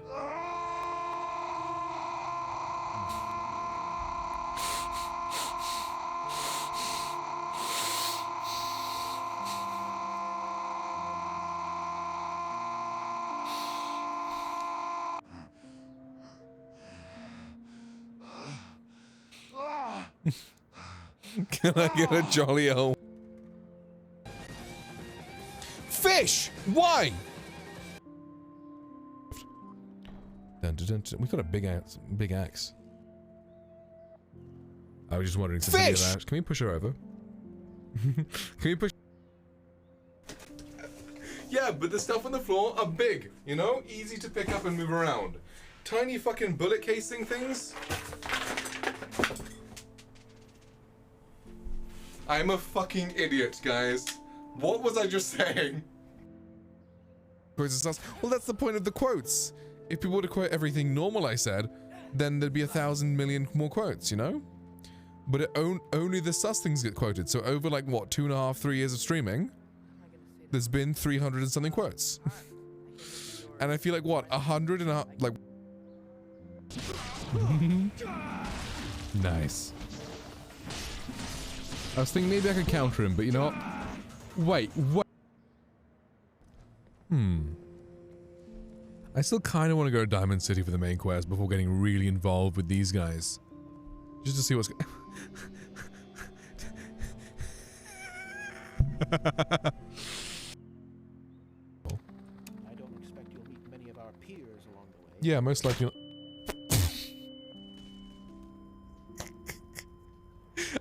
I pressed.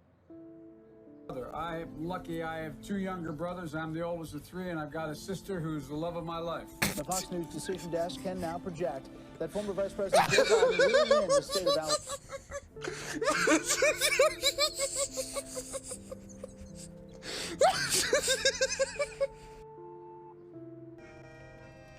I was going to help his friend.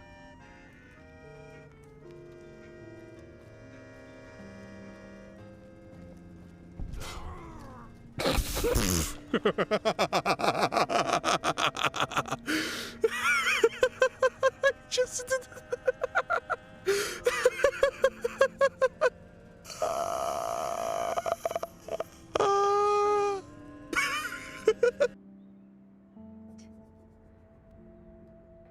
Oh shit, that was about to break. Fuck. What the fuck, bro? No!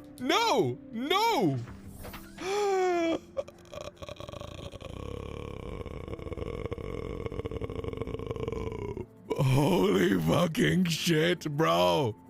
I'm living the dream? Yeah, sounds like it, dude.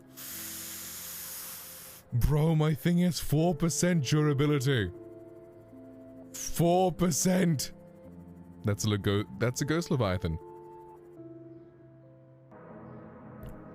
Prime comes in 2-liter jugs, yeah.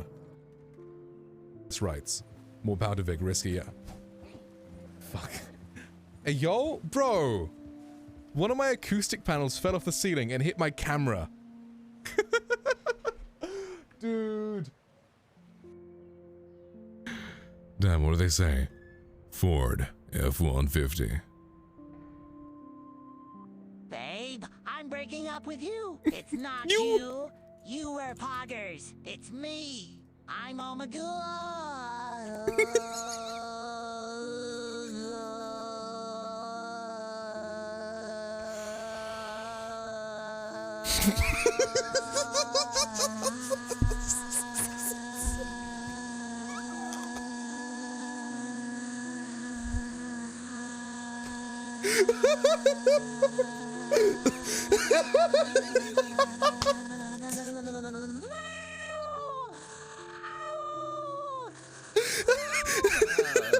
sorry if this is Pepin's, but it has to be done. I've just been feeling Papiga, and our relationship has been weird cam for months. It's time to end it now.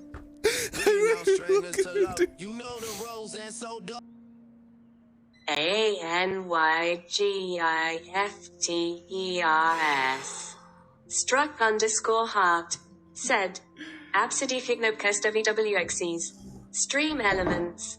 Said. Fanky_Kato just subscribed for 11 months in a row, PogChamp. Just don't guy. Said. Here, have this spray.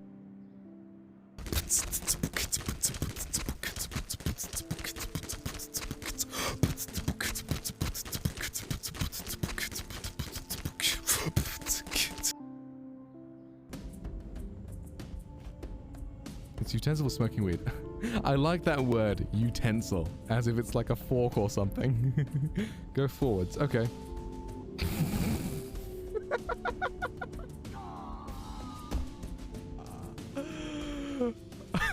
For fuck's sake. Pog jolly.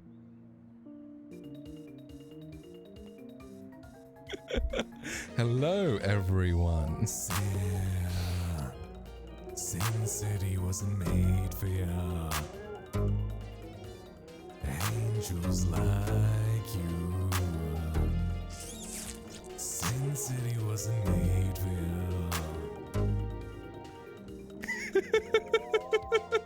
Oh man, how am I gonna make?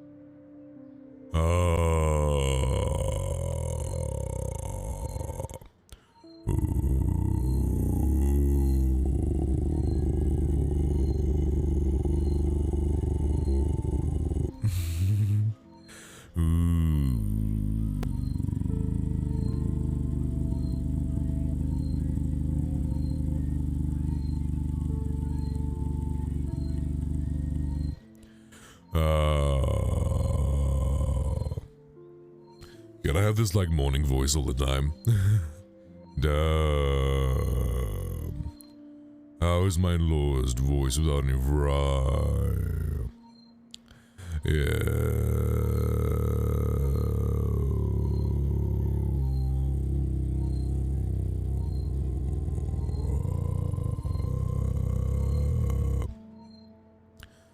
Just casually getting down to like the zero.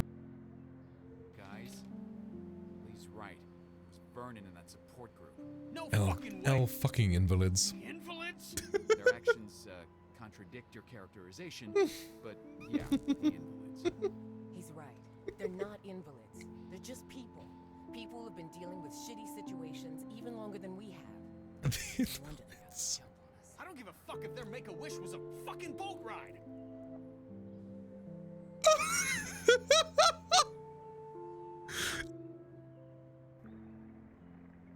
Hey, that's okay. It beats moving to the city and living in a crowded aquarium like all my friends did. Dude. Belial, Behemoth, Beelzebub, Asmodeus, Satanas, Lucifer. Dude, this Mario stream has had 40 minutes of gameplay.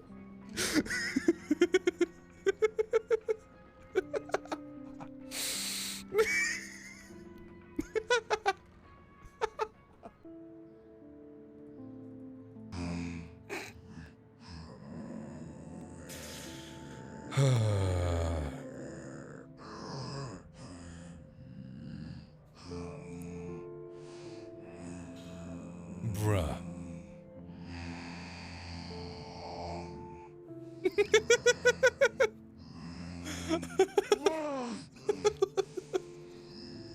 Kratos struggles to say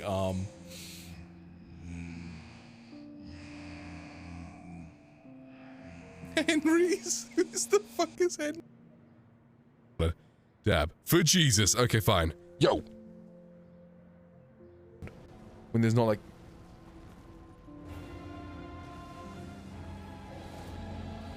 Okay. Pretentious. My friend Moxie lives in Cali. Ah. Mm-hmm. That steals even more of my water. I pray for him every day. Yeah, everyone pray for Moxley.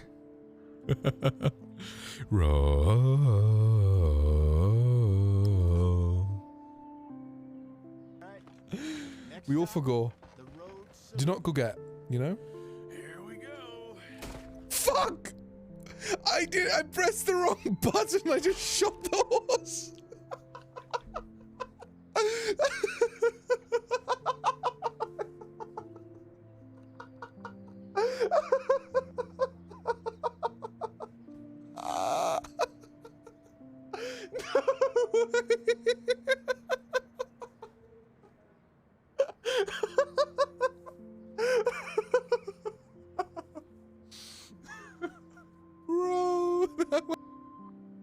I just don't want to see stream clips. Because I don't like stream clips. Mike, save yourself, bro. Run.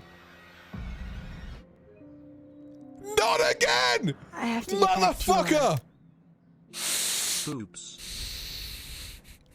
No. I am back and I got some food, so time to watch a Trails recap.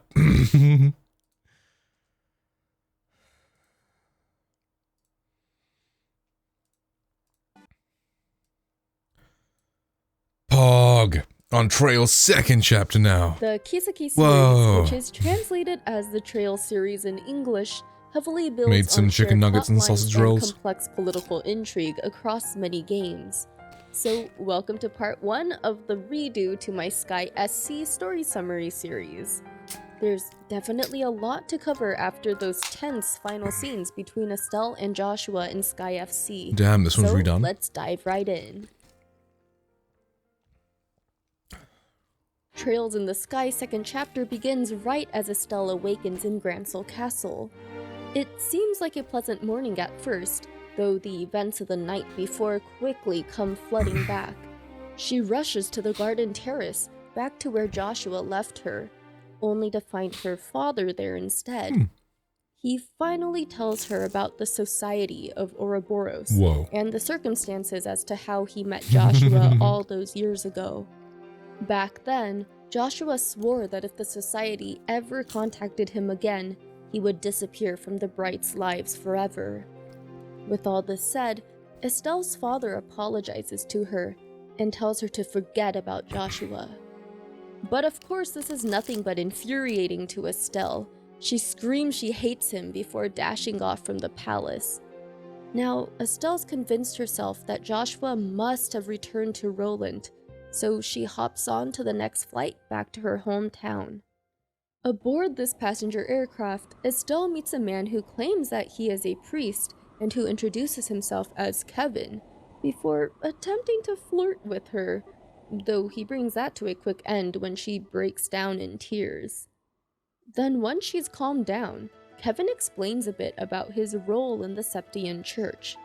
He claims that he's a wandering priest who was sent to teach Sunday school to the rural areas of Liberal. Then, after Estelle shares very briefly about her Is this guy related to the guy from that quest we just did? to accompany her to Roland, just to make sure she gets back home safely and all. When they finally arrive back at the Bright home, Estelle cheerily checks every room in the house for Joshua, before finally collapsing to her knees when he's nowhere to be found. But Kevin helps her realize that there is still hope in finding Joshua. Then, lo and behold, her dad and Shara enter the room. You see, it so happens that Father Kevin notified the guild branch as to Estelle's location once they arrived in Roland. Cassius then apologizes to his daughter for what he said earlier, and says like they're the he's same counting kind on of her father. to bring his son back home. Fast forwarding about a month, and we're now at the Bracer Training Lodge in Le Mans State, home to the international headquarters of the Bracer Guild. Estelle and Analos finish up their morning sparring match before heading inside for breakfast. And that's when Kurt arrives and gets them started on another training session in some old sewers for the day. Then, in the middle of the night, Estelle is awakened by loud noises just as Analos barges into her room, shouting that the lodge has come under attack. The two make it downstairs right as a severely wounded Kurt enters via the front doors. He believes the Society may be responsible for this Jaeger attack. And speaking of these dangerous mercenaries, a sword-wielding Jaeger breaks in through the window and challenges the girls. And though we fortunately manage to keep up with him, another Jaeger shows up with a smoke bomb that contains sleeping gas. When we finally come to again, we find ourselves in the nearby forest. Estelle and Analos make it back to the guild lodge eventually, only to find that the Orbital phone has been completely destroyed. So in other words, no reinforcements will be coming. We learn from the engineer that the Jaegers kidnapped Kurt and are hiding in the nearby Grimsel fortress, so that's where we head next. When we finally reach the top floor, we encounter a spear-wielding Jaeger who seems very familiar despite us having never fought him before. And so, it actually turns out this entire Jaeger situation was a ruse put on by Kurt, Karna, and Grant as Analos and Estelle's final test in Le Mans. The girls have passed with flying colors, and so have successfully completed their bracer training here.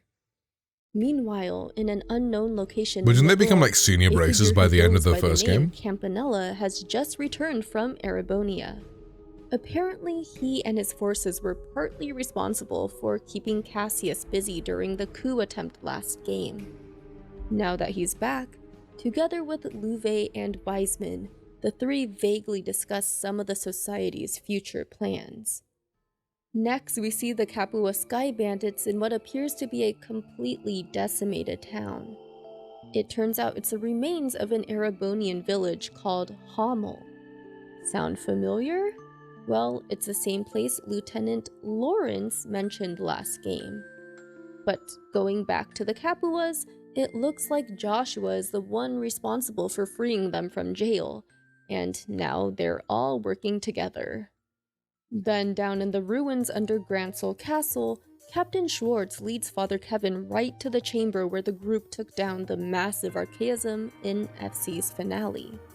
It appears that Kevin's real mission in Liberl is curiously related to the search for the Aureole. Then, on behalf of the guild, Elnan formally requests Estelle, Analos, Shara, and Agate to recover any information they can about the Society. At this point in Sky SC, the player can choose to partner with either Shara or Agate.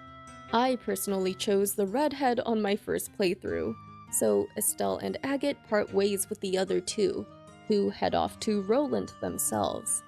Then the prologue comes to a close as Estelle and Agate depart for Rouen. Jean informs us that a number of people have reported ghost sightings around the city boundaries. He lists 3 main witnesses that we do well to interview, the first being the son of hotel manager Norman. Since this Belden fellow is a member of the Ravens, we reunite with Race, Dean, and Rocco in their old warehouse to learn of his whereabouts. Turns out he's been hiding out in his family home ever since getting spooked by this ghost sighting. A soldier from Erletten is next on the list, and just as Estelle and Agate are about to leave, they encounter a young girl and her parents who appear to be foreign traders currently visiting Liberl. They seem like a really sweet family, and we chat with them for a while before heading off to Mercia Orphanage. It's good to see the completely reconstructed orphanage building for the first time since we've last been in the region. Then the matron tells us to meet up with the kids in Minoria Village, since they're currently in Sunday school. Here, Estelle is reunited with none other than the wandering priest, Father Kevin Graham. Then after getting Polly's testimony, we head back to Rouen with Kevin in tow. White man was a white man. Tensions are Whoa. about to boil over between the 2 mayoral candidates' campaigns. So just as it seems like us bracers are gonna have to get involved, good ol' Ollie shows up on a boat playing his lute. His antics manage to placate the 2 groups somehow, and both campaigns head their separate ways. Back at the guild, Niall and Dorothy, our friends from the Liberal News, are here to cover the stories happening in Rouen. Dorothy has also managed to capture a ghostly picture on camera, so combined with the witness testimonies we gathered, we figure that it's heading in the direction of Genis Royal Academy. Here, Estelle gets to reunite with Chloe, then the 2 girls team up to ask the student body if anyone's seen the ghost. After finally finding 2 students who have, the girls return to the student council room to report the findings. It's at this moment that Estelle spots the ghost herself from right outside the window, and being the ghost scaredy cat she is, of course she promptly faints from shock. But once she comes to, she, Agate, Olivier, and Chloe, along with Dorothy, head to the old schoolhouse where the ghost was seen drifting towards. We must solve a series of riddles to finally uncover a statue that moves and reveals a hidden passageway. Dorothy is told to stay at the entrance for safety's sake, while we proceed through the labyrinth. We eventually reach a room where one of the Society's enforcers lies in wait. And in a truly spine-chilling first encounter, No our way! heroes are introduced to Enforcer 10, the Phantom Thief LeBlanc. Whoa. Or, aka the guy from that Rouen Riddle side quest from last Huh, game. so how to play those games? He I'd be like, then whoa, summons it's a blah humongous blanc. mechanized archaism out of nowhere, and though we do manage to bring it down, LeBlanc completely paralyzes us with his crazy abilities right after. He reveals that the gospel in his possession can create holograms of the user, which explains all the apparitions that have been spotted in the region as of late. Olivier gets into a ridiculously funny argument with LeBlanc about the nature of beauty, which thankfully buys us enough time for Dorothy to show up and save us all with her flash photography somehow. So LeBlanc bids us adieu, then completely vanishes, leaving us with nothing to do but report back to the guild in the morning. Our next plan of action is to head to Zeiss to investigate any potential movements of the Society there. That night, LeBlanc and Louvet discuss the success of the first experiment. These Gospels are just the tip of the iceberg, according to Wiseman. Though suddenly, the two enforcers take notice of a presence hiding behind some crates. They make to attack their supposed eavesdropper, but it's then revealed to be just some drunk Raven members staggering back to their hideout. In actuality, though, this all turns out to be a lucky break for a certain priest, since it was Kevin who was doing the real eavesdropping. He mutters to himself about the Ouroboros enforcers, something that's quite suspicious, considering how the Society's existence is not widely known information.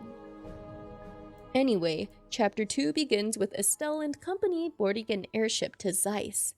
And right as they touch down, an earthquake strikes the tech city. Oddly enough, none of the other areas within the region report feeling earthquake tremors though, so it's our job to investigate this strange phenomenon. A similar occurrence happened the other day when an earthquake was reported to have struck only the Sankheim Gate, so we head off to question the soldiers there. Private Henning recounts a mysterious man in sunglasses walking up the road right around the same time as the earthquake. Just then, the CWO of the Wolf Fort rushes over and reports that an earthquake just hit their own station. A maid in the kitchen saw this man in sunglasses the day before and began following right behind him, though when she turned one of the corners, he was suddenly nowhere to be seen. This was quite the ludicrous thing to her, considering they were on the fort's upper level. Returning to the guild, we find that in the meantime, Professor Russell has been developing earthquake detection technology that reads the flow of the septium veins located beneath the ground. Tita comes along to help us install these detectors in 3 specific areas of the region. One of these is located in the Chaldea Tunnel, and on the way out, the group comes across Shara and Analos, both who've been continuing their own investigations into the Society. Analos has a long moment ogling over Tita and her cuteness, #cutenessisjustice. Then both groups part ways. Final location for device setup is Lyston Fortress, where we get the opportunity to briefly reunite with Cassius. Tita mentions that her grandfather has found an unexpected hint about the Gospels, and if Olivier is in the party, Cassius thanks him for taking time away from his own mission to help out. Interesting. Back at Zeiss Central Factory, Professor Russell monitors the info that can be gleaned from the devices, and right in that moment, the readings spike, culminating in an earthquake that strikes Lyston Fortress. Fortunately, Big Brain Cassius was anticipating a quake, so no major damage occurs at Liberal's military headquarters. But from the changes in the data, Professor Russell figures that something is controlling the flow of the septium veins, allowing it to precisely target specific areas with earthquakes. He pieces together that the source of the disturbance is coming from Elmo Village. Elmo? Mrs. Mao gives us the key to the back gate, which is used to access the Right. caves behind the village. Then, once we've finally reached the very depths of the caves, the person waiting to greet us Whoa, is it's none Trevor! other than the man in the sunglasses. He introduces himself as Walter Never mind. the Direwolf, Enforcer 8 of Ouroboros. He has planted some sort of object in the ground, a device that channels the Gospel's energy, and that has been the cause of the boiling water temperatures in Elmo and the earthquakes throughout the region. He summons some ancient underground beasts called abyss worms with this device, Oh, and man. it's up to us to take them all out. I wonder if Trevor's Though now permanently after going to have observing their battle, sunglasses on. Walter expresses his disappointment at how weak we are. He strikes the party with only a single blow, which still brings us all to our knees. He ponders hunting down the runaway Joshua instead, since he I totally didn't read that as Fang Boy. I thought it said something that, Sydney may say. alone would put up a better fight than all of us combined. This clearly strikes a nerve with Estelle, who can barely get to her feet, and actually would have lost her life then and there Maybe if I've been not talking for to her too Zeke, much, who knows? Chloe, and Zin, of all people, arriving in the nick of time. It's just It because turns he out wears that a dress Zin and like Kilika 3 have a times. past with Walter. Plus, Oh, the we one come to the Joshua with conclusion that Fangboy? The Gospels have the ability to Ah. enhance the capabilities of any orbital device. This prompts Professor Russell, Chief Murdoch, and the rest of the ZCF The crew Black to make Fang. researching Ah, the yeah, Gospel true. their #1 priority, now that they've completed the Arcee's new engine. As for us, apparently we've been formally requested by the military stationed in Gransel, so we prepare to head to the capital city next with Tita and Zin in tow. Chapter 3 begins with the installation of the Arcee's new engine by the ZCF maintenance crew. In the meantime, the newly promoted Lieutenant Colonel Sid begins his transition from command of Leiston Fortress to the Gransel region. As for the Bracers and friends, during the flight, Zin shares about his past with Walter and Kilika. Walter and Zin were both students of Kilika's father, the head of the dojo that taught the Taito fist style of combat. Walter was expected to become her father's successor, but that's when his arrogance began catching up with him. You see, Walter reveled in the aggressive side of the Taito style of combat, and eventually adopted what's called the Murderer's Fist. Once it was clear that Walter was preparing to leave the dojo and continue heading down this path, Kilika's father challenged him to a fight to the death. Zin was an observer of this match and witnessed the very moment Walter cut down their master. Walter Well, damn. disappeared after that, and Zin has been searching for him ever since. Though not out of a sense of vengeance. There's just something that Zin wants to confirm. Once in Gransel, we're told that a formal representative from the military will be by later to discuss the request with us in person. You know, to avoid any prying ears via orbital phone communication. Now, curiously, Elnan receives a call from the Irby Royal Villa, requesting aid in finding a lost child's parents. So we head to the estate, only to find that Butler Raymond has already lost track of the girl. The child turns out to be the same girl we met back at Erleton a couple chapters ago. Somehow she knew Estelle was the bracer who'd come, so she wanted to find a good hiding spot and have a fun game with her. She says that her parents had some important work to do, and that they would be back to get her at the manor after they were done.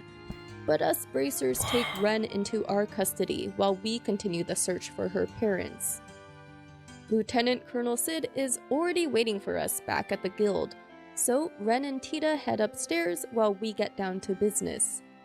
The military in Gransel is currently responsible for the safety of all foreign dignitaries who are currently visiting to sign the non-aggression treaty proposed by Queen Alicia.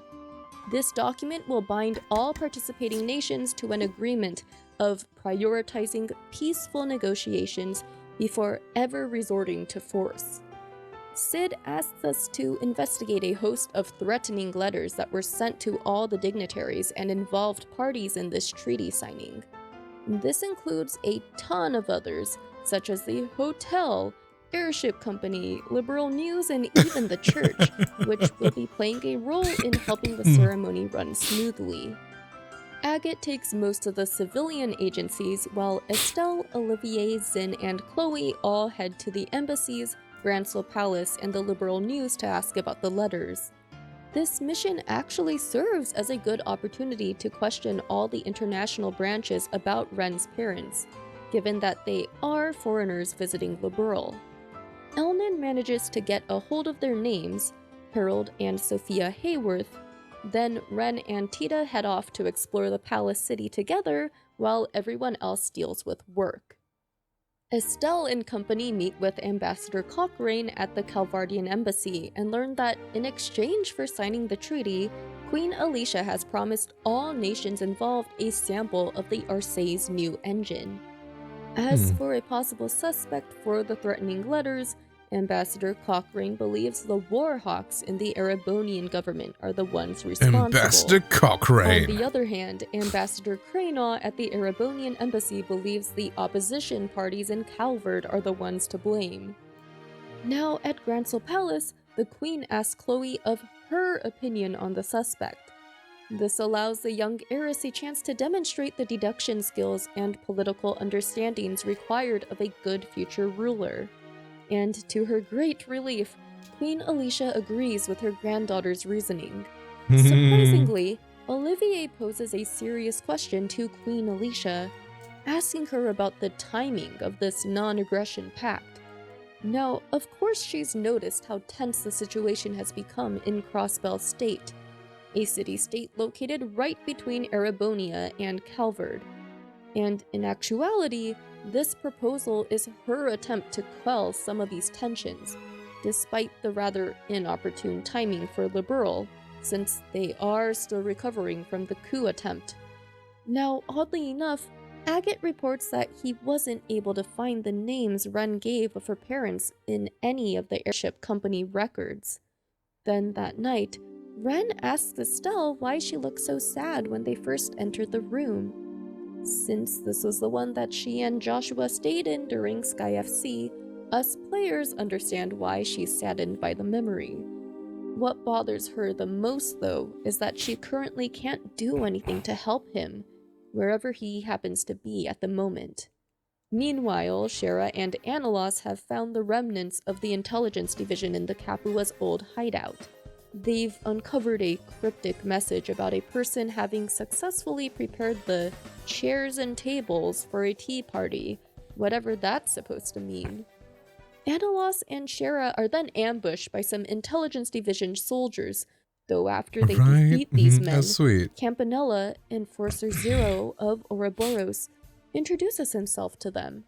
He causes these men to horrifically explode, then takes his leave. Holy fuck! Though thankfully, it turns out these bodies were actually just archaisms. Then, oddly enough, Father Kevin makes himself known from behind the tents. The scene switches to the Capuas and Joshua taking on a group of those same archaisms. It turns out they were the ones that left the info for Shara and Analos to find, since they've decided to bear the brunt of these machines so that the guild may focus their efforts on solving the strange tea party riddle. In the morning, Elnan relays the information that Shara and Analos discovered to us. As this is all being discussed, Ren quietly slips out the door. Though once Estelle realizes she's disappeared, we start visiting all the places Tita and the girl in question explored yesterday. We even encounter Maintenance Chief Murdoch and the new engines that'll be given to the other nations along the way. Then at the airship landing port, we encounter Olivier, who has just seen Mueller off to Bose on some important business. We also find Ren here at last after she quietly approaches from behind us. Then back at the guild, Ren waits for everyone else to head inside before slipping a letter from Joshua into Estelle's hands. It says to meet him at the Garoon Gate at sunset. And when Agate sees what's going on, he tells Estelle she'd better get going. So the young Bright takes off for the stated meeting spot, but unfortunately for her, she happens upon a Father Kevin here instead, not Joshua. It actually turns out that Kevin received a letter telling him to meet someone in this very same spot. I thought Kevin as well. catfished her for a second. Then suddenly the two are ambushed by strange flying archaisms. Kevin points out that they looked like the ones down in Gransel Palace. A slip-up that definitely sets off alarm bells for Estelle, since he shouldn't know anything about the things below the castle. She wastes no time in confronting him, though the wandering priest can't say much in response, only that the letters are probably forged handwriting. He then promises to explain himself once they get back to the guild. Along the way, they happen upon a flustered butler Philip who's frantically looking for Duke Doonan. He joins us and, to all our shock, we find that everyone's been knocked out by some sort of sleeping agent back at the guild. A letter has been left at the scene, stating that Ren and the Duke have been taken hostage.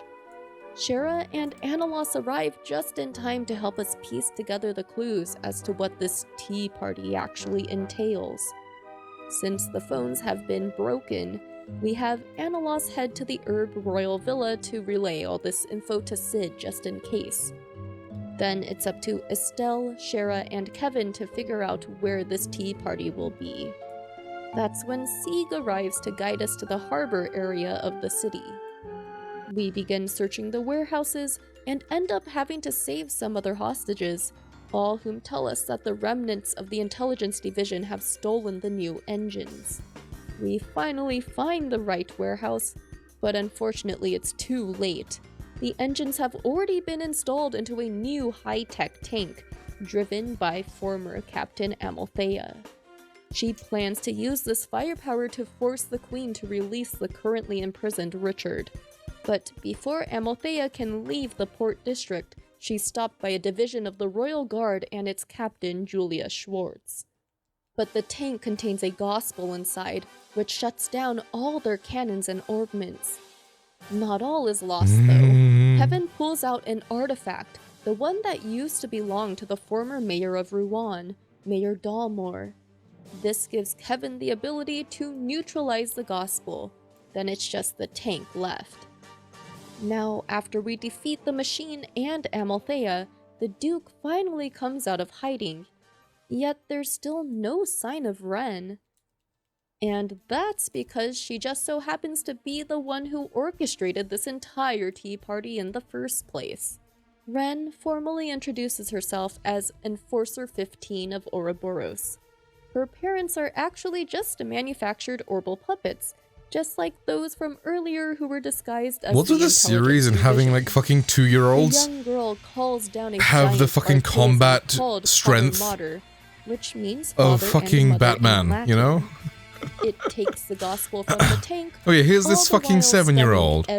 Yeah, they've killed 50 people in the last 10 minutes. Up just in time to catch Ren's farewell before she and Potter Mater take off into the night sky. Fast forwarding to morning, Cassius brings in Richard to try and convince Amalthea to talk. Meanwhile at the guild, everyone's still reeling from the shock of how a small child like Ren could possibly be an enforcer for the society. But soon enough, Estelle cheers everyone up by promising to drag Ren out of there herself. Kevin also finally introduces himself as more than just a wandering priest, but as a member of the Gralsritter, aka the Grail Knights of the Septian Church. They're the ones responsible for investigating and collecting all artifacts that are found throughout Zemuria, like Scarlet. Which explains why Kevin was in possession of that stem throughout Zemuria, the Gralsritter. Wait, what's fucking Duvali's thing? Something Ritter, right? Like Laura's thing is the Eisenritter. Duvali is the something, I don't know, Stahlritter, okay. Explains why Kevin was in possession. I guess Ritter's just German for that knights, right? staff Steel last knights, night. yeah. Overall, Kevin has been sent by the church to investigate the society. Ah, and so like the Grail overall. locket is like So now that we all know one his of those true things. intentions, we agree to work together One of the their next things. time we meet. Then Kevin heads off on his own. Like, I assume like all the Back at artifacts and such have like Ouroboros reference. hideout, Luve Have references to previous congratulates games. Ren on a job well done. That's cool. Meanwhile, the small girl shares that she really liked hanging out with Estelle. That's when Wiseman and Campanella show up, the former stating that he actually plans to ask Estelle to join the society. Speaking of said young bracer, Niall and Dorothy catch her right before she boards a flight to Roland. Dorothy hands her the photo she nabbed of Joshua on the Bobcat before it took off last night, and, unsurprisingly, Estelle Makes is sense. quite shaken at this news. Alright, so Chapter 4 begins with what happened in Bose whilst everything was going down in Gransel last chapter. In the now repurposed Liberalian military base, Major Mueller clues us into the Capua's background. You see, these siblings were once a noble family from Erebonia, before they were stripped of their title and status. Oh, Mueller has been tasked with recovering the Bobcat for the original creditor that authorized the Capua's loan for this very ship. Now, in the meantime, the Sky Bandits and Joshua have begun their infiltration of the base. And when they finally make it to the runway where the Bobcat is kept, Dawn and Kyle waste no time preparing it for takeoff. Meanwhile, Josette reassures Joshua that they're not just gonna leave him here, right as Major Mueller steps onto the scene.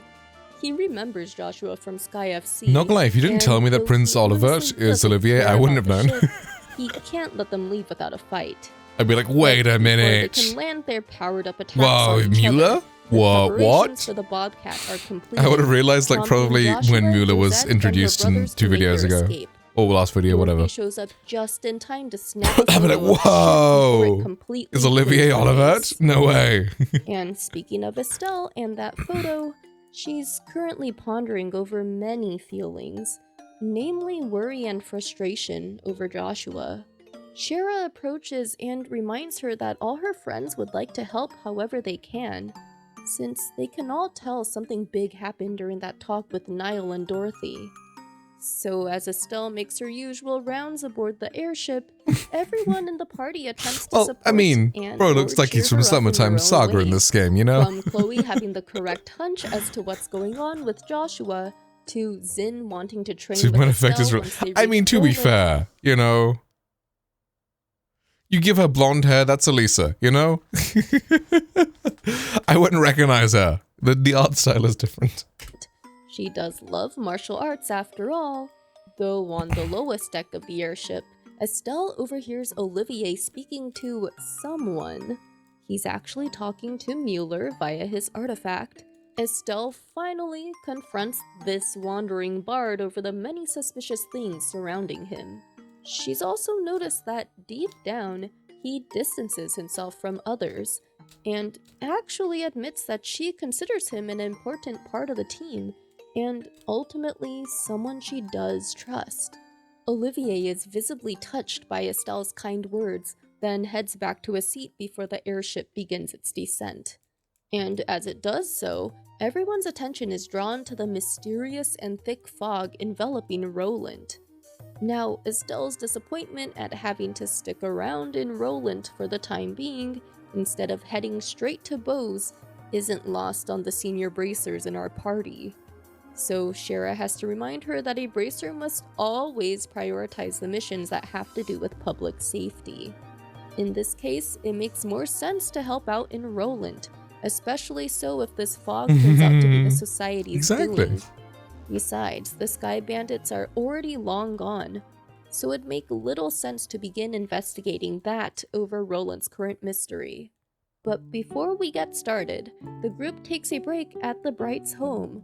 Here, Shara recalls her time participating in a traveling circus troupe that used to visit Roland once a year.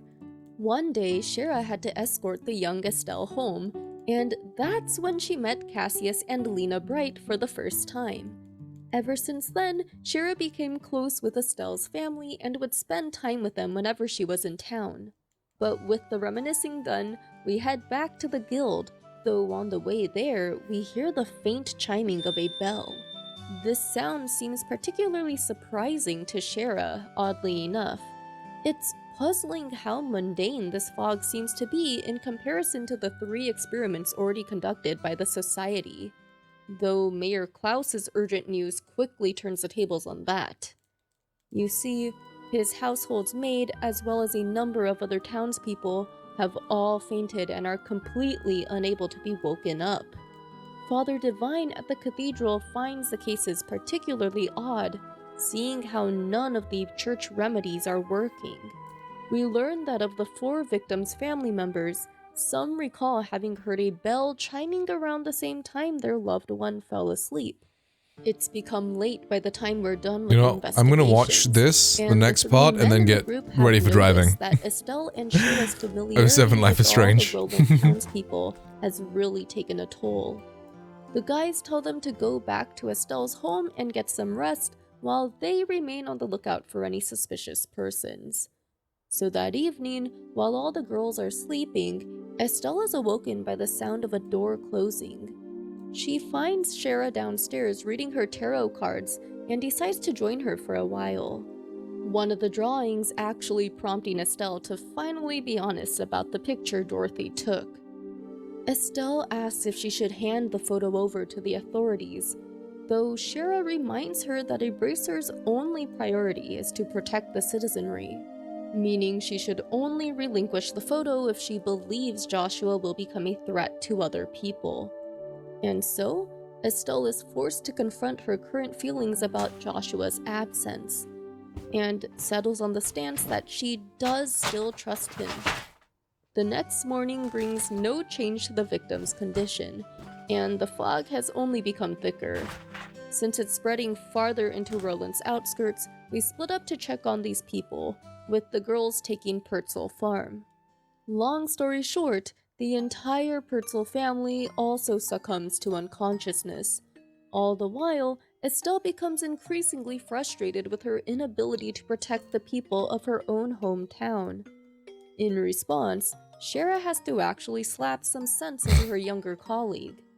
Estelle's clearly not the only one who's ever felt this way, but despite their own shortcomings and mistakes, Shara, as well as Agate, Zin, and even Estelle's own father, have kept putting one foot forward. Shara's words manages to lift Estelle's spirits, but now the group is stuck trying to decide who should stay to watch over the family. Though by the sheer grace of Eidos, Kevin shows up right then and there and promises to use whatever medical knowledge he can to help the Pertzel family. The priest taking over here allows us to head back to the guild. A fellow bracer returns from his escort mission with a tip about some chiming bell sounds he heard coming from Wiswald Forest, so you can bet we head over immediately, where we soon find ourselves enveloped in a thick fog. It has us going around in circles, unable to escape for ages, though following the bell allows us Fog to off to find Nosferatu. return to reality. We find a gospel on the great tree in the heart of the forest. Then it's that same damn bell chiming that transports Estelle to an illusion of her childhood years, back to when her mom was still alive. Here she experiences the sweet memories of her youth, from fishing with her dad, to doing family chores with her mom, to eating together at the table as a family. However, Estelle soon realizes that something seems to be missing. This prompts her to explore the whole house until she eventually makes it to the storage room just as it was before it became Joshua's bedroom. She finds a harmonica, goes out onto the second floor balcony, and plays his song right where he used to perform. This is when young Estelle finally realizes that everything here is an illusion. Then her mom appears, asking her if she's going to leave. Estelle's response highlights that there are still important people and things that she needs to return to, something her mother is ultimately very proud of her daughter for realizing. L, not having the mash circle to push away your dead daughter. An old friend of Shara and Estelle's makes her appearance at last. Luciola, who was once part of the same troop Shara was part of, has joined Ouroboros as their Enforcer 6. The Gospel apparently has the ability to read minds, and when combined with Luciola's illusion magic, is able to create dreams that feel just like reality to its victims. Now, before Luciola vanishes, Shara proudly lets her know that Roland is her new home, and that she's no longer a dancer of the Harvey Circus troupe, but a proud bracer who will never let anyone bring harm to Roland. Lucy is happy to hear this from Shara. Then once the enforcer has left, the fog clears and everyone who was asleep finally awakens again. Back at the guild, Estelle finally comes clean with what's been troubling her recently, sharing the photo with Joshua with everyone at last. She explains that she doesn't need to chase after him directly, since she has her own work to take care of. Even though the two of them are walking different paths right now, she has faith that they'll eventually reach the same destination. Meanwhile, in some unknown location, Wiseman and Louvet are preparing the final gospel experiment, which has apparently led them to a massive dragon somewhere. Chapter 5 begins with Estelle and company taking off for Bose. Shara explains that Luciola once hailed from a family that could conjure up illusions via bells and fans. But she left her family to become the star act of the Harvey Circus troupe instead. It was she and Mr. Harvey, the leader of said troupe, who originally took Shara in from off the streets. But the whole troupe disbanded ever since Mr. Harvey's untimely death 8 years ago. It was then that Luciola left Shara, claiming there was something she needed to do. And so, like Zinn with Walter, Shara also wants to find Lucy to hear her side of the story. Meanwhile, Professor Russell finds that, instead of simply shutting down orbments, the Gospels actually absorb their energy. But since it should be impossible Just in case someone comes in for small Life is to Strange, contain is like, what the all fuck that is this? potential energy, the logical conclusion is that the Gospels are terminals which send this absorbed power elsewhere. With this knowledge, Cassius asks the close enough. professor to create a device that can contain the Gospel's effect. Now in Bose, Lugren mentions that there has been a huge increase of dangerous monsters in the area. Something that worries Agate, since these monsters' strange behavior reminds him of something that happened many years ago. And what do you know? A massive dragon just swoops out of nowhere, completely destroying the Bose market Well, in the damn. process. Lieutenant Lawrence finally introduces himself for real as well. His real name is Lenhart, Enforcer number 2 of Ouroboros. He tells the Bracers that only the army can deal with something of this magnitude. Then he and the dragon take off into the distance, Agate dashing off in the same direction all on his own. Lugren gets Feels like this word game that has a like so squadron many of of the army Ouroboros has been guys dispatched to Bose. compared Then he gets to. another Oh, call. they're probably gonna come in the This third time part. from the That's why elder it's of like. Ravenue Village. That's why they were like. Still so slow. That's probably why everyone's like, yeah, play them before the third one. Don't say anything, but I'm assuming that all of these guys start popping up in the third game. Like, so far we've seen, like, Blo Blanc is the returning character. But I feel like a lot of these guys will start returning soon. The dragon has just attacked their orchards, which are nothing but charred ruins when we finally arrive. Agate helped them put out the fires before taking off after the dragon, which flew north. In the old abandoned mine, Louvet puts the dragon to sleep with a gospel, just as Agate arrives and promptly attacks. Louvet easily deals with Agate though, then says that even though they seem similar, they differ in the reason why they wield their blades. Yeah. He lectures the redhead, warning him that someone like himself will always remain incomplete, since the only reason he fights is to fill the emptiness inside him. This prevents him from being able to move forward or from following the same path as Louvet. This analysis enrages Agate, but try as he might, Louvet easily slices his heavy blade in two. Damn. Now, before Enforcer 2 can deal a finishing blow, Tita runs between the two, shielding the bracer with her own body. Whoa, The full dragon circle. breathes fire at the others, preventing them from running to Tita's aid. Meanwhile, Tita drops her weapon to the ground and declares she absolutely will not move. Her bravery impresses Louvet, who decides to spare their lives, taking off instead once a military combat vessel arrives under General Morgan's command. After the dragon escapes, the general tells us to leave the situation to them, the military, since there's nothing us bracers could possibly do about it. But that's when an injured Agate approaches General Morgan, grabs him by the collar, and furiously yells right to his face how the army is always one step too late, especially when it comes to 10 years ago. Then he collapses from sheer exhaustion.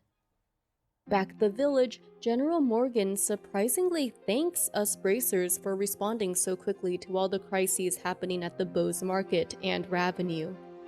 You see, during the 100 Days War 10 years ago, General Morgan's decision to form a defensive line around the village actually made this innocent place the perfect target for Erebonian incendiary rounds.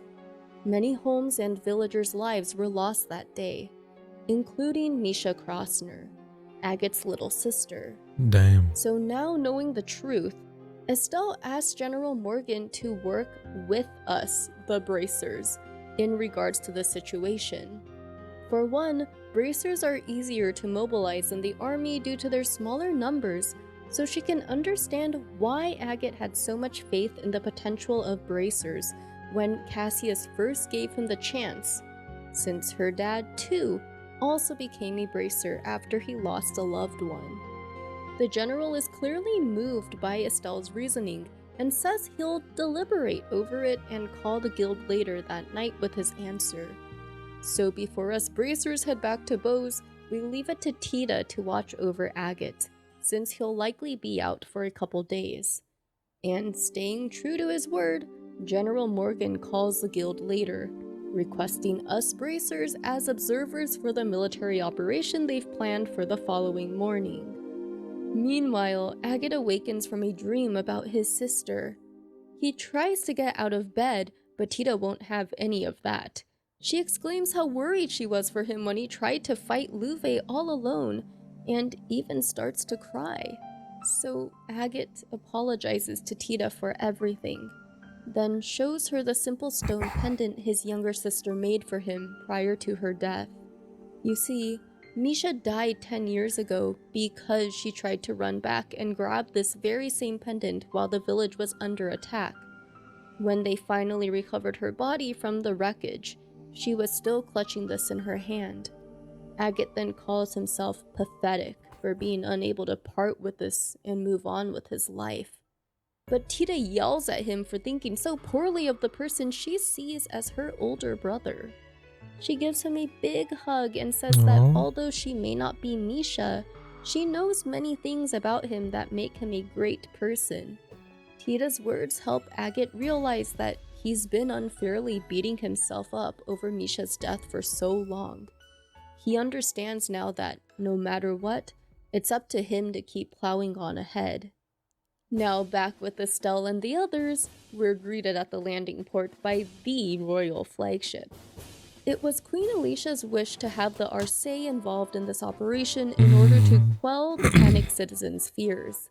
Niall and Dorothy were also invited so that they may share the story with the public. Aboard the ship, General Morgan gives us a rundown of the plan. The mission involves 12 military airships total, or 2/5 of the entire Liberolian fleet. They'll lead the dragon over to Valeria Lake, while the remaining ships stationed at Lyston Fortress have been loaded with tranquilizer rounds. Heavy live ammunition will be used only in the instance that the tranquilizers fail, since Queen Alicia would like to avoid slaying a national treasure if at all possible. And so, we get to see the full capabilities of the military in action, though unfortunately, when the Arce tries to dock next to the unconscious creature, a slit in the dragon's head opens up and reveals a gospel inside. This awakens the dragon and causes it to take off, with the Arce hastily attempting to pursue. But even this state-of-the-art ship's engines are unable to keep up with the dragon's incredible speed, and we lose sight of it above the Nebel Valley. Because of the Arcee's size, we can't land in these mountains, so the operation is called off and we all return to Bose. This lets Agate and Tita finally catch up with us though. Turns out Agate knows a man who has lived in the valley for years and is therefore familiar with the terrain.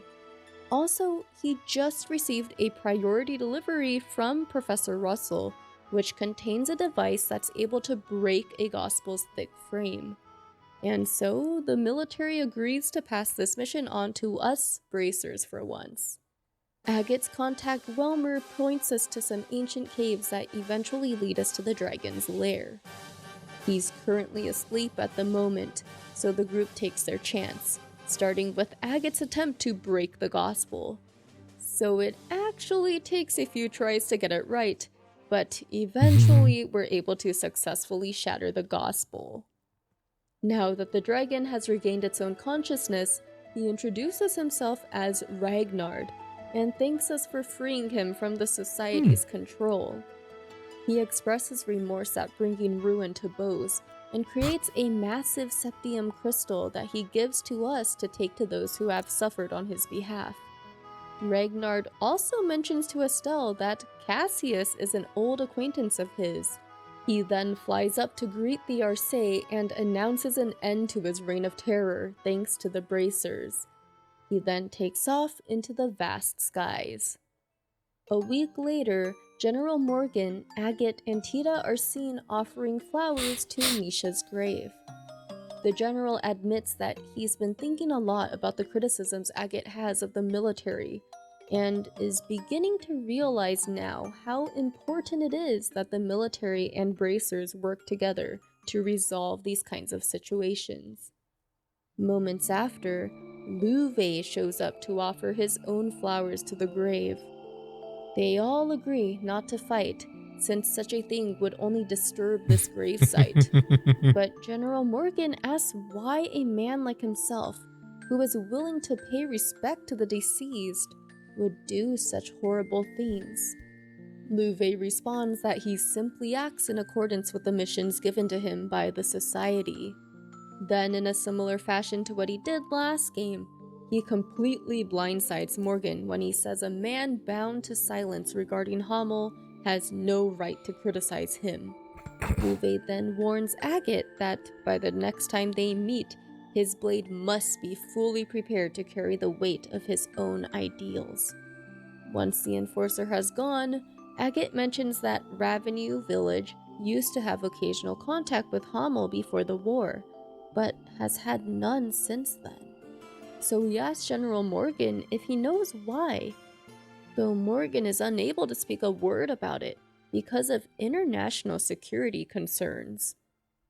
Back at the guild, Olivier reveals that Hamel used to be a village on Erebonia's southernmost border with Liberl, but tragically, it was completely wiped out in a landslide many years ago, and has not been included on Erebonian maps since. Now it's quite curious how Olivier knows this, though ultimately, we have bigger things to focus on than this question. Lugrin shares that Kurt's group sent word a couple days prior about seemingly having found the Society's secret base.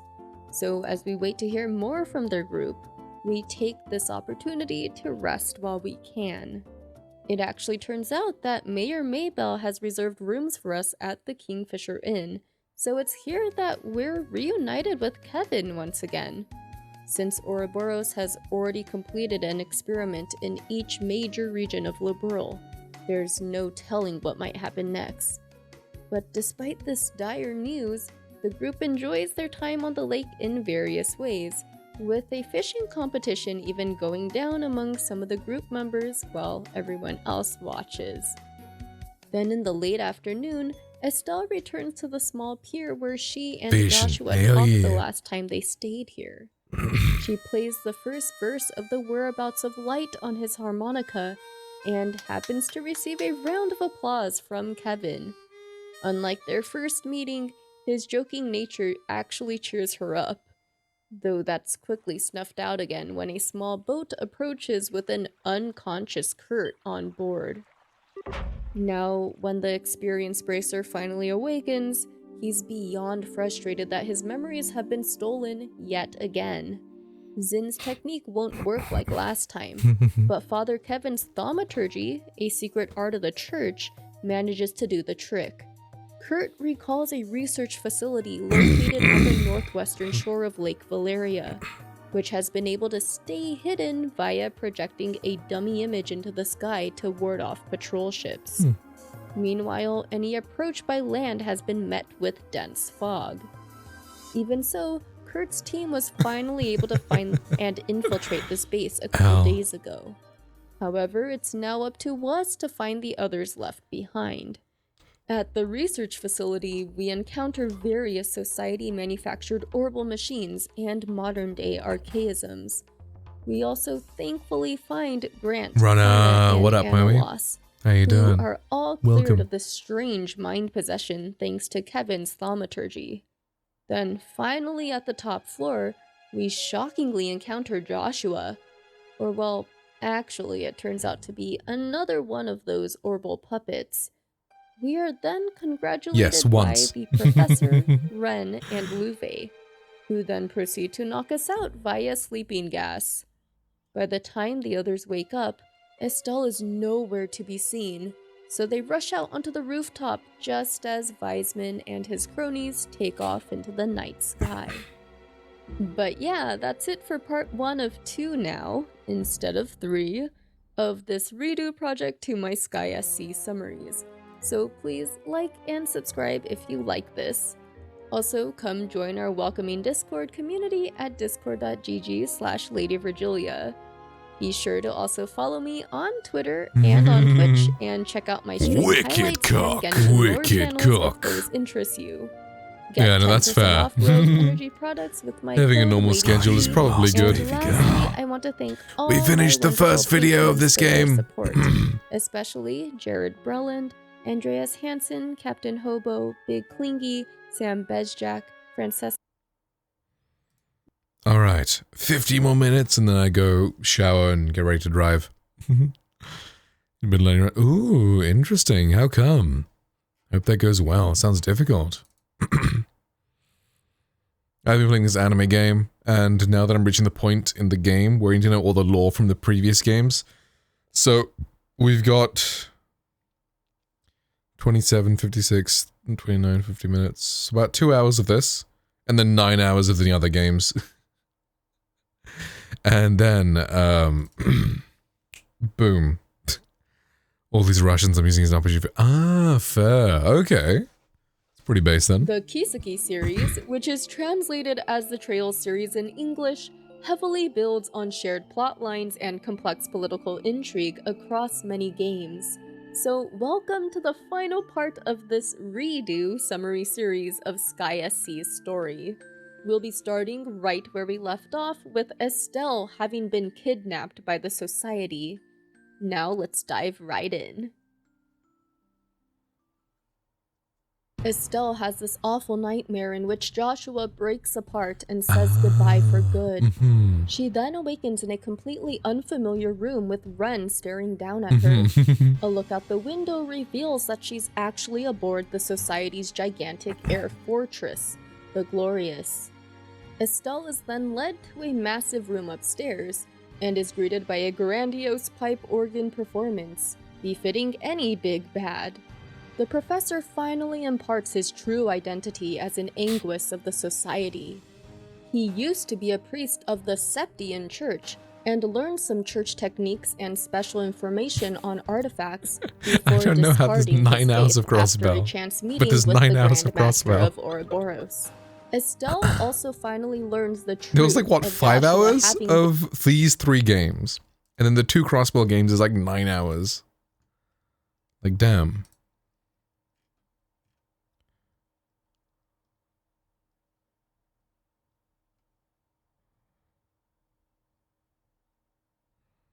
Like, the first game is 59 minutes, 1 hour, 45 minutes, an hour 20. Damn. What are we watching? A recap of the previous games in the series I'm playing right now. Because it's like the first game in the current arc was a standalone, and the second game was mostly standalone, but the ending kind of has references and ties to the previous games. So I'm watching recaps of all the previous games. And there's about 13 hours of recaps I have to get through before I can continue playing the game. Been used against his knowledge just really or will maybe. to report to the society the entire time he lived with her and her father. So beyond furious, she attempts to attack Wiseman, only to be thwarted by Louvet. The other enforcers met previously make their appearance as well. Yeah. Before Wiseman extends an official invitation to Estelle. I've heard to it's join like their the ranks. Marvel Later in her cinematic room, universe of Estelle games, actually begins to give where it like some the way the thought. stories all kind of But tie that's together. when Louvet joins her and says she's not suited to join them. She simply has too little darkness in her own heart. Then at last, we finally get to hear the true story of Hamel. MC, if it was Back good. when the village still existed, Louvet was good friends with young Joshua and his older sister Karen. Louvet dreamed of becoming a bracer and practiced hard each and every day. But one such day, figures dressed in black began slaughtering everyone in the village and spared no one, not even children. Louvet acted as bait to give Karen and Joshua a chance to escape. Oh man, but I the haven't two seen all were of them. I've seen a ambushed by few soldier of them. waiting at the village outskirts. I think I saw Days of Future When he Past finally and caught up with the two Apocalypse. of them, he found that Joshua had managed to shoot the man in the throat, though not before Karen had already taken a fatal wound shielding her little brother. Aw. In her final moments, she entrusted her beloved harmonica to Joshua and asked Louvet to take care of him. Then she passed with a peaceful look on her face. Seeing how the men who caused such bloodshed so, were yeah. found with Liberlian weaponry, the Yeah. Empire invaded said kingdom in retaliation. Though, as we all know, I saw the one with Peter ended Dinklage and the one irreligious with, defeat just I months think it was later. Oscar Isaac. But it turns out those men As the weren't villains? Liberlian soldiers at all, but in actuality were Jaegers hired to carry out the plans of the Empire's Warhawk faction. And I mean, I After watched the one war, of them, the the men first one, responsible for like for a the movie plot night in were Discord, but it was so quietly boring executed, that I never and the continued. entire incident I was planning on quickly watching all of covered them up by both in countries' Discord, but then I got governments. through the first one and was like, that's Since boring as Joshua's fuck. spirit was completely Couldn't be bothered. shattered afterwards, and nothing Louvet did could help, he entrusted Joshua's care to Wiseman when the opportunity arose. Louvet then assures Estelle that she'll be returned to her father when the time comes. In Days of But Future Past. Maybe it Estelle was hatches the her really own shit escape one. plan once the enforcers left. A while later, the Jaegers guarding her room storm in after hearing some glass shattering. Incredulously, it looks like she's broken the window and jumped. I remember But I saw the Estelle really, really uses bad this one, the element of Wolverine one where surprise to Deadpool gets his knock them mouth out in stitched one when I was a fell kid. swoop. Then she makes her way through a series of blocked exits, I should do it in doors, Marvel and School. orbital machines, all completely solo. Amazing. Until she eventually reaches the rooftop deck of the ship. Here she's reunited with Gilbert, of Oranges. all people, who has managed to join this Jaeger Corps. But then something peculiar happens. Oh, Another Gilbert. Jaeger approaches them all. This figure reveals himself to be Joshua, Wolverine Tangerine. though his Well, I mean, and Wolverine Estelle's Origins, so surreal oranges first make sense. meeting since FC's end is interrupted by Louvet. Joshua and Well, they Louvet meet themselves have again. an even surrealer moment, since it's been 5 years since they met face to face like this. Joshua wants to know why he still works for the Society if his debt regarding Joshua has already been fulfilled. But it's not only about that for Louvet. Enforcer number 2 wants to put humanity to the test, to see if it's worthy of Karen's death. So seeing how things are not in Joshua's favor, given that his specialty lies in assassination and not in one-on-one duels like this, Louvet gives him 3 options: to either surrender together with Estelle, die protecting her, or to leave her here while he himself escapes. Fortunately, Joshua made the preemptive move of tweaking each of the Glorious's many engines. Without someone as capable as Louvet to fix the problem, the entire ship would go down soon. So this obviously forces Louvet's hand, which gives Joshua and Estelle a chance to get to the aircraft hangar and make off on one of the Society's own airships. They are pursued by some Jaeger patrol ships and begin to take heavy fire, but the Bobcat joins the fray to save the day. You see, the Capuas were actually shadowing the Glorious this whole time, just in case Joshua were to get in trouble.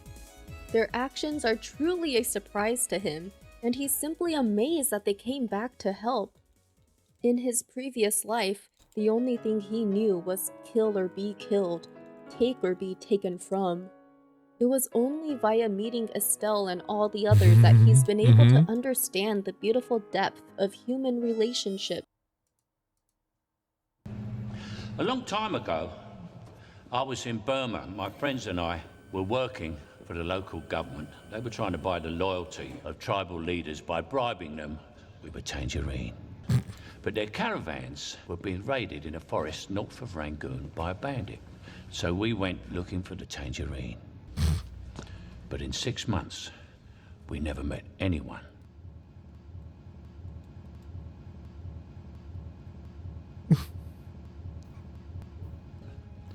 One day, I saw a child playing with a tangerine.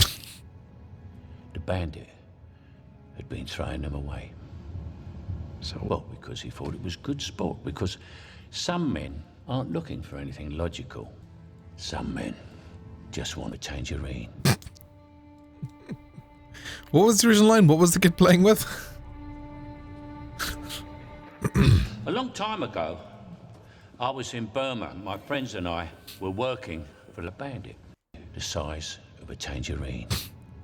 So we went looking for the local government. In 6 months, I saw a tangerine, the size of a tangerine. The bandit had been a tangerine. Nice.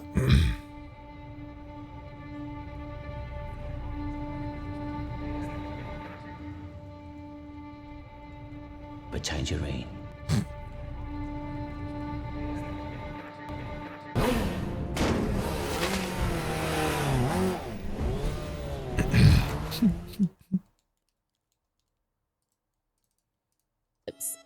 And yet, he still determines it's something someone like him can never truly have. The two touch down on the Goal Seaside Way right outside Rouen, where Joshua prepares to leave Estelle once again, this time urging her to stop chasing after him. But as we've seen, Estelle has grown a lot since Joshua left, and knows that he's lying about his feelings. He may say pretty that good. he's unable to I drove for 13 hours and how he's only a yesterday. bad match for Estelle, Made 350. when the truth is that he's just scared Well, not of yesterday. the potential pain that can come Sunday from through losing Monday. someone close. I guess it was just Monday because it Hardly started an at 12. unemotional But yeah. puppet, and actually From 12 to feels 1. too deeply for others to We've be made 350, which isn't too separated bad. from them forever. So she suggests they make a promise to one another.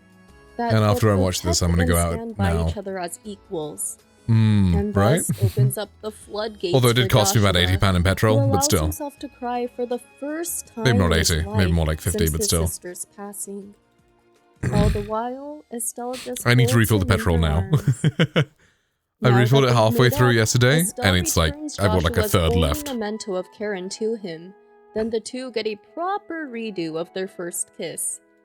Now, as Aw. great as the Capua's timing was when it came to saving their butts, they definitely have the worst timing now, since they touch down right next to the two during this special moment. Touching reunions aside, Joshua can't shake his feelings of dread about the society. As was shown aboard the Glorious, Ouroboros is a powerful threat, and there's really no telling what will happen next. Chapter 7 begins with Queen Alicia pardoning Joshua for the deeds he took part in while with the Capuas. She and General Morgan also confirm Louvet's telling of Hamel from their side. Then all the other playable characters finally arrive, necessitating some touching reunions with Estelle, but especially with Joshua.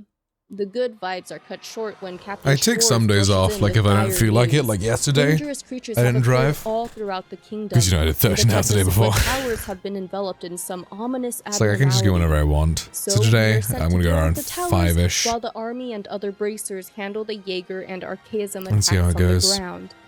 On top of all this chaos, we lose our best mage, Olivier, after he reveals he must return to Erebonia now, and therefore won't be able to join us. He's seen chatting with Mueller after we depart, rather ominously musing on how the next time we meet, it will be as foes. At Esmella's tower, we find that the interior of the tower has completely changed. People, Though according to Kevin, the tower itself isn't what changed. Not Rather, really. we were sent to a different area thanks to something he refers to as spatial A lot of people are just quiet, which is nice. Each of these towers' rooftop devices are guarded Some people by are kind one of drunk, the first but 4 like fun drunk, enforcers not we've annoying met. drunk. The first Some are being annoying drunk, LeBlanc. but yeah. Next, we Nothing find is ever Walter too bad. at Carnelia Tower. After getting a taste of how Enforcer 8 fights now, Zin can see that Walter has lost the core principle of martial arts. The two engage in their own personal duel, destroying the massive pillars around them with just their bare fists. The whole thing raises more questions than answers, though, since it looks like Zin doesn't understand the true reason why their master Yeah, died. probably. The two begin charging up their Super Saiyan moves, though that's It's not when easier. they're both You interrupted don't have to, like, by take care of guild money and receptionist everything. Kilika, much to everyone else's shock. You don't have to like try and find Obviously, jobs, she's like beyond waiting skilled outside to make it places. through the whole They tower get given to completely you. by herself. She's only come with one objective, though, and that's to clear things up with Walter. Supposedly, her father, remember, the master of the dojo, said something to Walter that has to do with Zin, while the latter demands answers. But Kilika herself claims it actually wasn't about Zin at all, but everything to do with her. The entire tense conversation is cut short when the device on the tower ceases its functioning and the black miasma fades. Walter and Kilika share the same sentiment that they're glad they got to see each other again. Yeah. Though Kilika concludes that this is probably the final time they'll do so. Now it's up to Walter and Zin to sort out the rest themselves. Next up is Luciola at the Saffrol Tower. It turns out she's actually the one responsible for the death of Mr. Harvey, the beloved leader of their circus troupe, all those years ago. She couldn't forgive him for planning to leave them all, so she pushed him off a cliff with her own 2 hands. It wasn't until she returned to the troops' camp that night that she fabricated his far-off scream with her illusion magic. This is why she ended up joining the society. She wanted to better understand this darkness inside of her. But before she can say any more, the device on the tower completes its objective. Luciola then promises Shara she'll tell her everything when they next meet, then disappears. Lastly, we are reunited with Ren on top of Ambrel Tower. She forgives Estelle for running away from the Glorious, and in return, Estelle apologizes for refusing the Society's offer. Joining them simply wouldn't align with her true self. But Ren doesn't understand and is even angered when Estelle voices her displeasure with Ouroboros and what it's forcing on a young child like her. It actually infuriates her and completely changes her mind about Estelle. But after the resulting fight, Ren shares a fairy tale with us.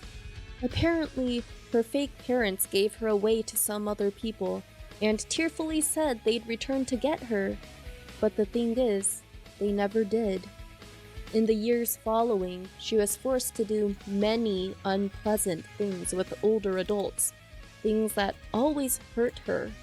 Meanwhile, all the other children in her same position got sick and died. This continued on and on until finally, Louve, Joshua, and some other Ouroboros members killed all those bad adults. Joshua confirms the girl's story and reveals that sometimes Ouroboros will get rid of lesser criminal organizations in order to absorb their resources. Ever since that time, Ren has seen Ouroboros as her real home, with Potter Mater as her real dad and mom rolled into one. Then she calls down said giant archaism to crush us. We struggle to fend it off, but right before Ren can have it annihilate Estelle, the black miasma surrounding the tower dissipates. So she swears to butcher us all the next time we meet, before heading back to the Glorious on Potter Mater. All these revelations really have Estelle doubting herself that night. Perhaps she is too naive and sheltered to help someone like Ren. But Joshua thinks otherwise. He knows Ren is a natural-born genius, as well as a strong spirit who's able to overcome any adversity. The things she's faced are just as dark, if not further entrenched in the abyss of human cruelty, as what he faced in Hamel. And yet, she did not break like he did. So, according to her reaction today, Estelle's words probably reached a part of Ren that even she currently doesn't recognize. This perks Estelle right back up, though the moment is shattered when Professor Russell barges into the command room. The Capel has finally finished analyzing the data crystals we found earlier in the towers, and right as he's about to explain the true relation between the towers and the Gospels, Wiseman himself gets to do so for him. Hacking into the Arcee's comm system has posed no problem for him, clearly. Wiseman confirms Russell's findings that the Gospels are conduits of the Oriol's abilities, but he's taken the liberty of contacting us for far more than that. He wanted to let us know of the coming moment of glory, and suggests we get to the ship's foredeck for the best view. So everyone rushes onto the deck just in time to witness the truly magnificent reveal of the Oriole, a gleaming, floating city that materializes right in the night sky. Yet, all the professor can think about is the orbital shutdown phenomenon and demands Captain Schwartz to land the ship before it's too late. Turns out he was right, since the Oriole proceeds to wipe out all orbital power throughout the entirety of Liberal. Meanwhile, Wiseman and the Enforcers move on, savoring the fruits of their labor. The Anguis thanks them all for making this success possible, and for bringing them ever closer to the plan's final stage. Thus ends Chapter 7. In the aftermath of the orbital shutdown, the entire kingdom has been thrown into disarray. Army patrol ships can no longer make their rounds, the bridge in Rouen can no longer be lowered, and the high-tech city of Zeiss has completely stalled. All mass transportation has been grounded, which has dealt a devastating blow to trade and business. The good news is that Cassius's foresight back in Chapter 5 had prompted Professor Russell's development of something he calls a zero-field generator. This term hits different after playing Crossbell, by the way. This device can stop the interference of the Oriole within a very small radius, but given the professor's limited amount of time, he was only able to prepare 16 of these prior to this incident. He entrusts 10 of the devices to Captain Schwartz and the army, while the remaining 6 are given to us to get the guild branches up and running again. Chloe and Kevin take care of Gransel's branch, considering they need to speak with the Queen and the Archbishop anyway, leaving it up to Estelle and the rest to travel across Liberal on foot to reach the remaining regions. Our party members can use the spare zero-fuel generators to power orbments while traveling from city to city, but with each new guild branch restored, one less. Our party members can use the spare zero-fuel generators to power orbments while traveling from city to city, but so with is each that new short guild branch range? restored, As in one less person? orbment can be Like used on the by person? player. Then we head back to Damn, I was thinking Gransel maybe like once at least a that's all room done. kind of thing. In the meantime, LeBlanc, Walter, Luciola, and Ren arrive right outside the city's entrance. A military squadron attempts to stop them from proceeding any further, but they're no match for the Enforcers' might. Then they send the Society's archaisms and hired Jaegers to take each block of Gransel, while the Enforcers take the palace. We are greeted by the terrible sight of all these wiped out soldiers right at the outskirts, while the situation inside the city is no better, with everything now up in flames. Elnan runs over to us with instructions to focus on the castle. since the army will take care of the rest of the city. Meanwhile, the enforcers have already reached the entrance to the castle. Walter, with only his bare fist, brings down the first set of doors with ease. Duke Doonan urges the Queen and Chloe to prioritize their own safety, which deeply impresses Butler Philip, as you know, considering how the Duke was like before.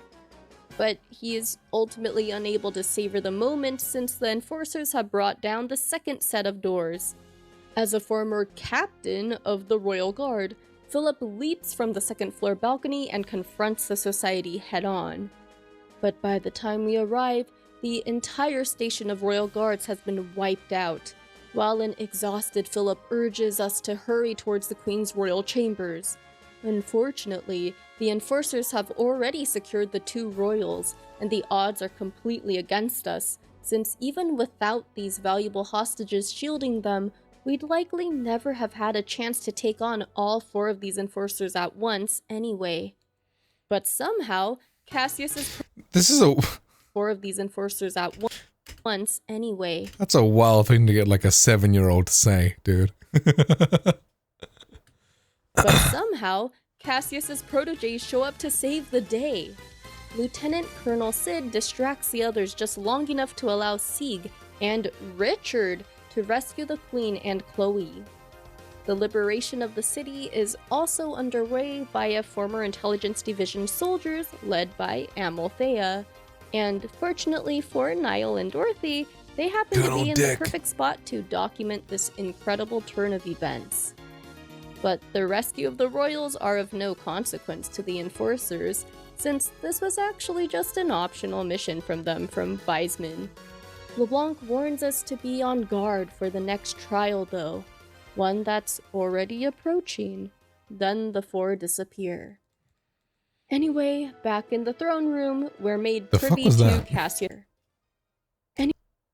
G Fuel? Anyway, back in the throne room, we're made privy to Cassius's 5D chess play. When G Fuel pays you for one frame of ad to advance on the capital city, especially since most of the soldiers would have had trouble fighting without their orbital rifles. So he secured the aid of the former Intelligence Division soldiers, all whom are skilled in hand-to-hand combat. Queen Alicia preemptively approved of this plan and granted them all temporary release from prison. There's big news on Chloe's end too. She just went through the inheritance ceremony this morning and is now the official crowned heir of Liberl. She asks for all of our support in the future since she's still young and inexperienced. Seeing this, Richard makes a soft aside to Sid about what a fool he's been worrying about the country's future when so many incredible young people exist. But Queen Alicia and Sid correct him, saying that he still has a role to play in Liberl's future as well. But that's when a soldier rushes in with word from the Hawken Gate. The Erebonian army is mobilizing right outside Liberl's border in spite of the current orbital shutdown, thanks to tanks running on old-fashioned steam power. Damn, 9 minutes of battery power for what? Oh, I think that was in the video. Steam power of the current. It was in the video. Now, Okay. the only way the Erebonians could have prepared these in advance is if they had prior intel that Liberl would be facing this kind of situation. Right? I mean, lieutenants Clearly is the American demonstrating pronunciation that and Imperial lieutenants the leadership British. Must have some sort of tie to Colonel. Ouroboros. So Chloe boldly Colonel. asks her Colonel. grandmother to send her to the border as Yeah. representative of Liberl, Colonel. while we take along as her escorts. Even though bracers are normally prohibited from directly interfering in a country's politics, they can serve as a neutral third party in international negotiations.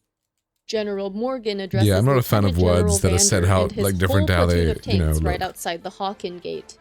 He accuses Erebonia of reneging on the non-aggression pact, which, remember, was only signed a few months Whoa! prior. Eye patch But guy. General Vander counters, Hog! stating One-eyed that the Zex. southernmost Erebonians are without orbital French. power. Ah, that's He why. continues that what seems like an imperial show of force is actually some well-intentioned aid that they'd like to bestow upon us fellow One-eyed allies sex. of the non-aggression pact.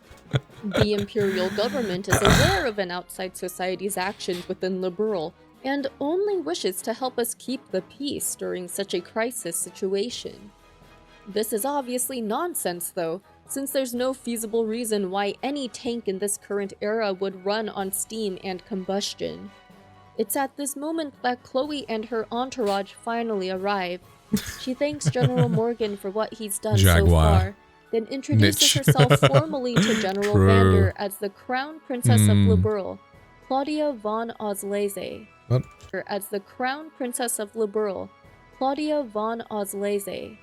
She understands that the Erebonian citizens must be terrified without their orbital power, but she asks General Vander to please consider how frightened his Liberalian allies would feel if foreign troops were to enter their country.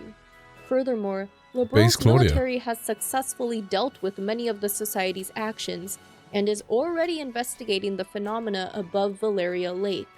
But that's when a dissenting voice cuts in.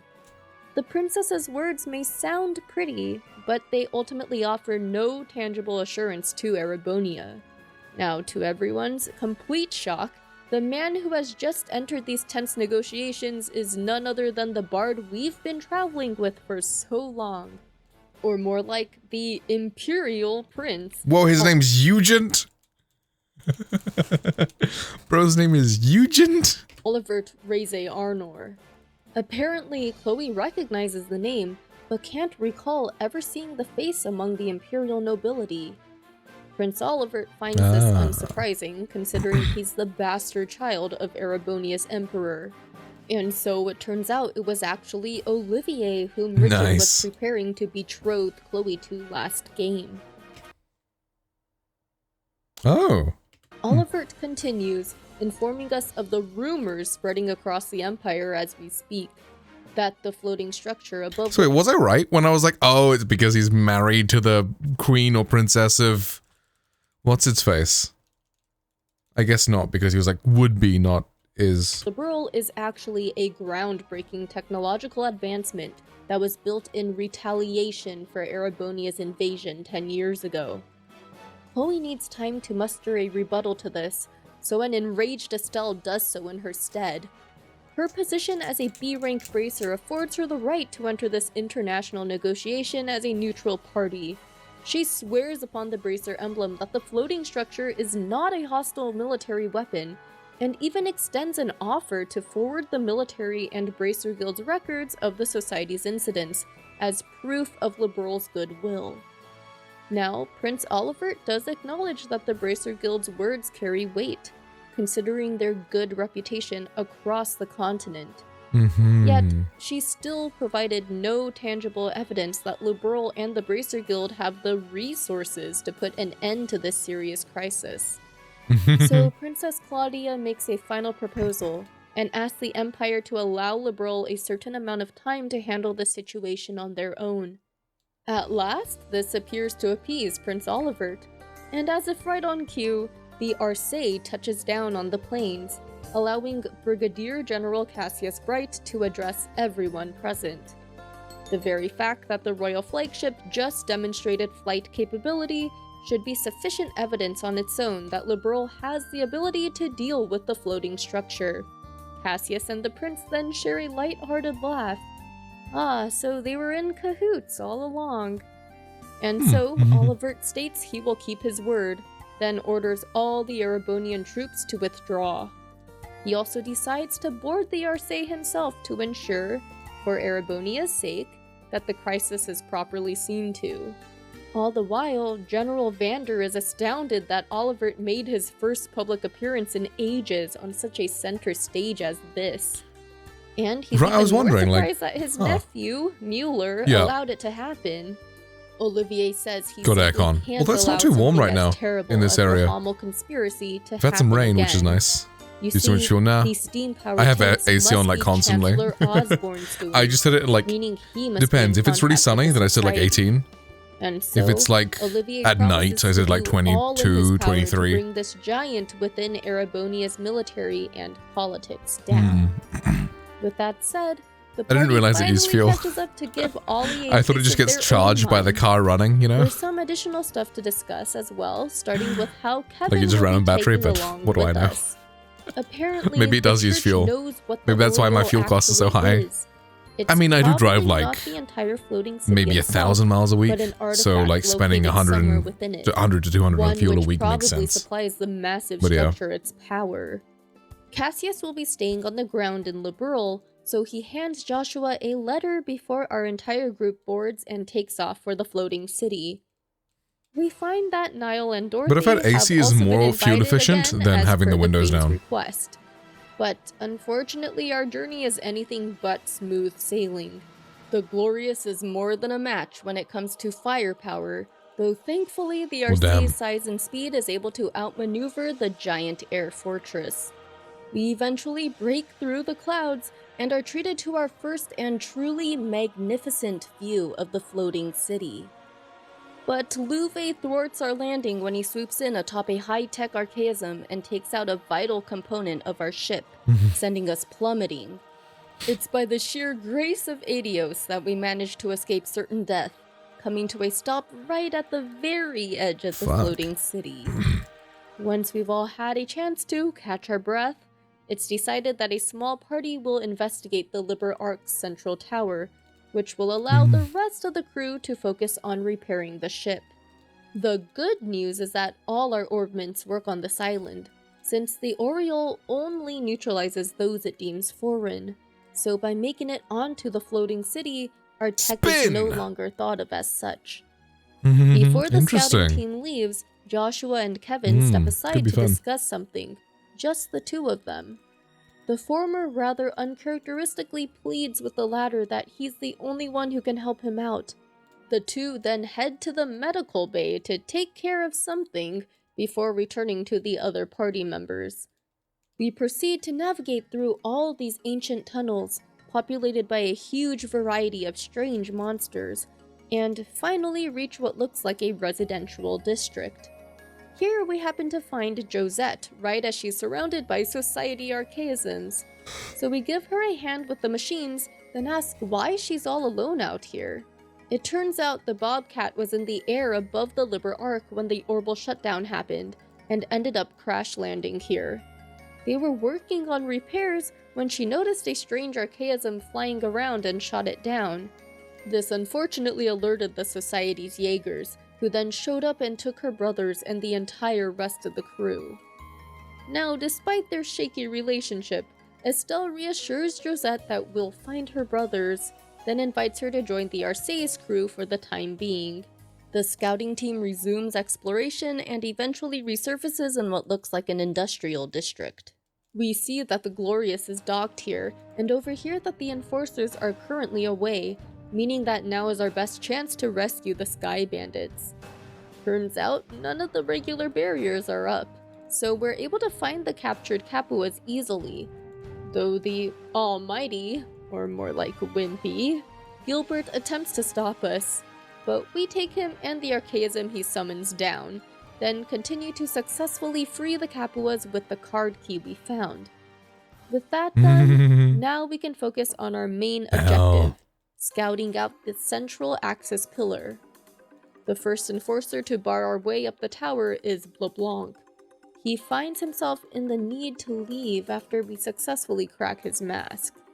Then the next enforcer up is Walter, who finally reveals all the info he withheld from our last meeting. It turns out that their master believed that Zin was actually better in pure talent and quality. And since Kilika's father was going to have the most talented student inherit the dojo. Although now that I think about it, it'd be cooler if in the new game that LeBlanc used a different name when he was pretending to be a baron. So it would have been like so fucking obvious for like people who played the other games. Because like to me, I hadn't played the other games, so I was like, okay, this guy is weird. But those who played it would be like, whoa, it's the guy. Ain't no way. This would mean that Zin should. So I feel like it would have been better if he had like had a fake name instead. And then during the Phantom Thief quest, then it's revealed. And attempts to place Walter further on. Then like the whole Reem being like, aha, you're but this. The Enforcer continues. There was simply no way that he nor Kilika could personally accept being together if Zin was the actual successor of the dojo. But Zin has some hidden truth to reveal of his own. Their master had actually been diagnosed with terminal cancer back then, and wished to end his life in battle with his greatest student. Now that everything's been aired out, Zin places all he's learned from the Bracer Way into his fist, while Walter places all he's learned from the Society into his own. Then they launch their final strikes at each other, with Zin ultimately emerging victorious. The next enforcer we face is Luciola. So did Walter die? The reason Mr. Harvey wished to step down as troop leader was actually quite tragic. You see, it was common for other circus acts to engage in nefarious deals and sleazy lines of work in order to supplement their show's income. Damn. But Mr. Harvey refused to force his workers to engage in such practices. Instead, he had racked up an exorbitant amount of personal debt just to keep their circus running. But when those personal debts became due, he began planning towards leaving the troupe in order to save the other members from being associated with him. Moments after he broke the news to Luciola, she confessed her love to him, but to no avail, since this whole time, Mr. Harvey had only seen her as a daughter.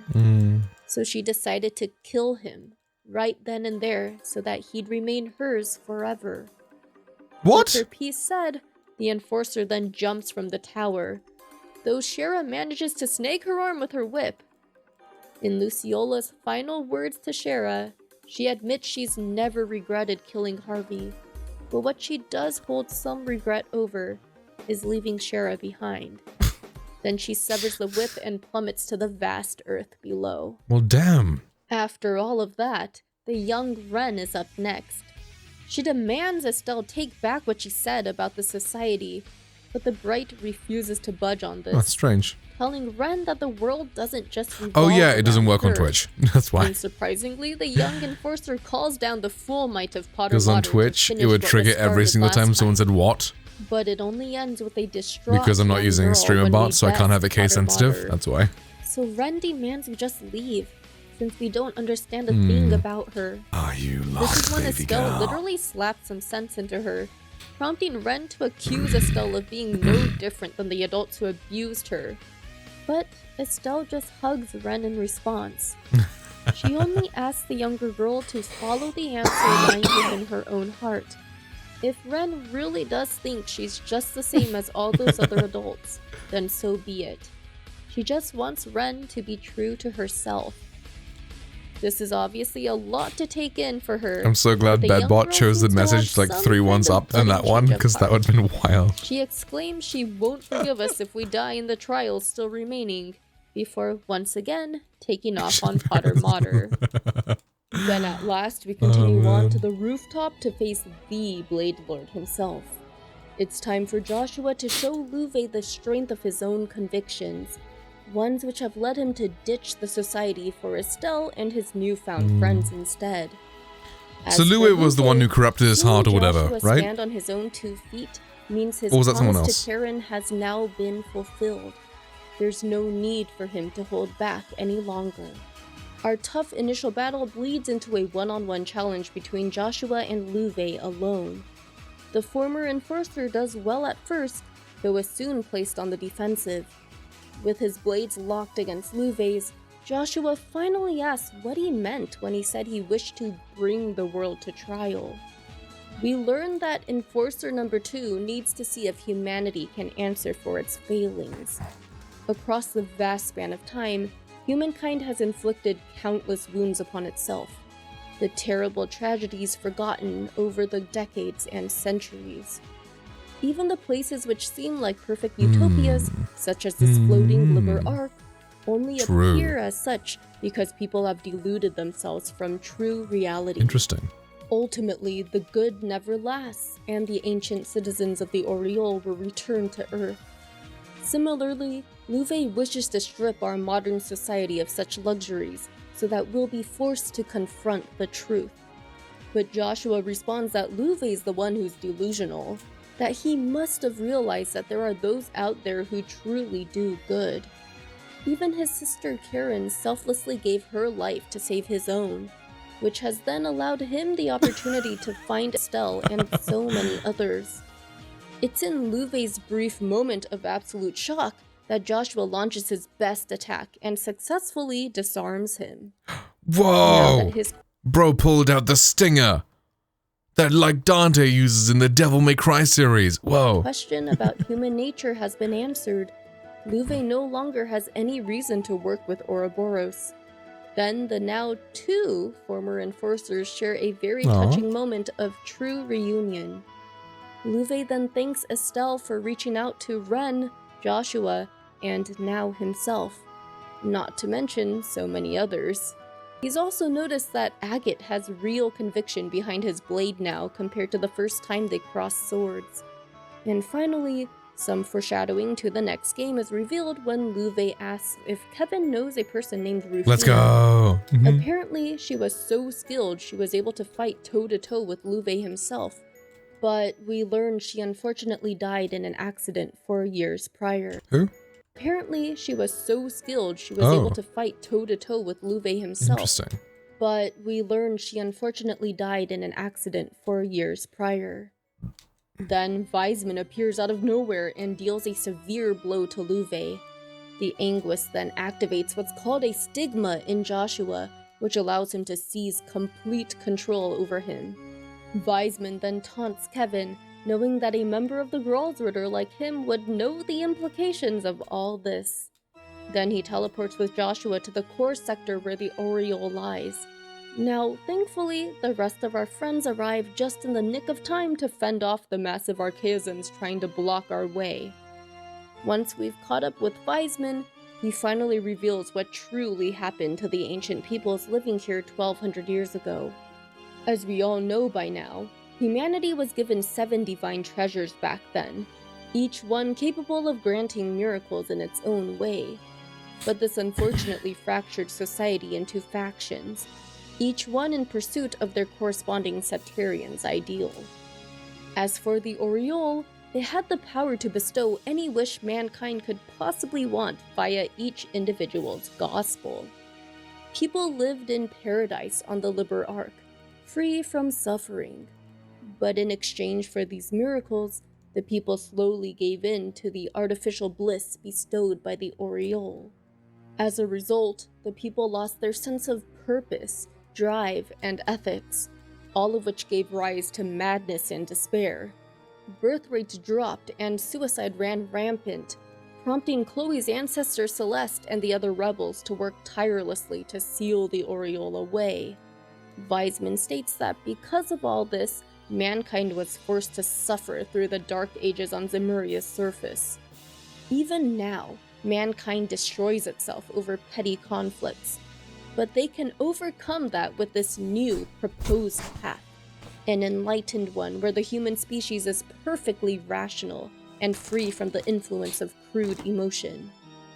But Estelle's heard enough, calling such plans pure nonsense. Humanity isn't helpless. So many people all across the world have been extending a hand to their fellow man throughout this entire crisis. Without emotion, there would be no bonds, and therefore no point to living together as mankind. So in response, Wiseman challenges Estelle to prove that bonds between people can overcome his own scathing view of humanity. The Anguis then paralyzes the other 2 in our party with this creepy-looking eye technique, then commands Joshua to seize Estelle and kill her. Oh shit. You see, the sadistic Wiseman sees Joshua as the true final test for mankind. Once Joshua slays Estelle, the Anguis will then break the hypnosis to see his creation's reaction. No way. The boy's heart will shatter again and allow him to construct a completely new human personality once again. Oh, Wiseman was the weird guy who even with corrupted his heart. Joshua's blades poised to take her own life, all she can think of is his well-being. She apologizes that she won't be able to keep her end of their promise, and urges him never to run from reality again, even if she is to die here. But shockingly, Joshua turns on Wiseman and attacks him instead. It turns out that long before this final encounter, Joshua was already growing increasingly worried about the stigma Wiseman planted within him. So with the help of Father Graham, a hypnotic wedge was placed between his conscious and the stigma, so that if he ever was commanded to kill Estelle, the increased pressure placed on the stigma would cause it to shatter. Joshua bet it all on Weisman's cruelty and how he'd be commanded to do the one thing he feared most. And once again, Cassius Bright came in clutch, having indirectly prevented this mess after advising Joshua to seek Kevin's help.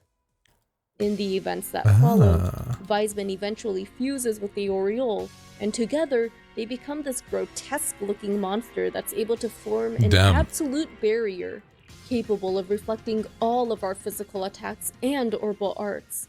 But just when all hope seems lost, Luve arrives to help, though first he must confirm this nagging suspicion he's had for a long time, that being Weisman's involvement in the Hommel plot. Seeing how the professor has consistently demonstrated time and time again how he only approaches people in their moments of weakness. With that said, Luve brings his mighty blade down and actually manages to crack Weisman's barrier. Only this sword is able to do so, since the Kernviter was forged by the divergent laws of the Grandmaster herself. Oh, wow. But Herself, Luve interesting. pays dearly for standing against a Septarian-fused Anguis, and is fatally knocked back. So it's up to us to finish the job. Sag.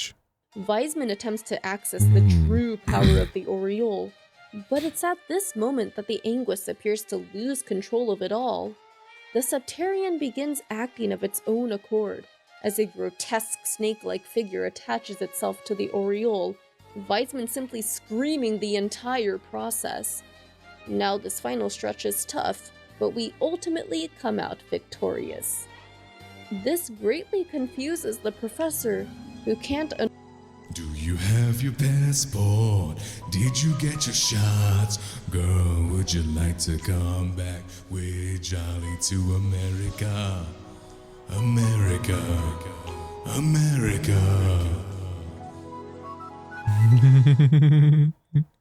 High element. understand why the Septarian had disappeared. Did you get your He teleports shots? Girl, away, would you like to meaning come we back finally get with the Johnny to opportunity to America? assess Luve's condition.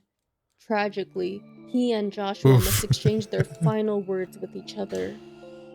He urges Joshua not to die protecting what's important to him, but rather to live for it instead. He also asks Estelle one last favor, to always keep protecting his little brother. Alright, solid, homie. That Thank he you. finally Appreciate you, guy. My understands guy. why Karen was able to die Good with luck a with the smile editing. on her face before breathing his last. The others hurry out Sagely as the way. ground begins to shake, eventually leaving fuck happened to Joshua the and quality? Estelle all alone. Huh? Obviously devastated, Joshua tells her to go on while making no indication he'll follow, meaning Estelle's forced to slap some sense into him. Didn't he just hear Luve?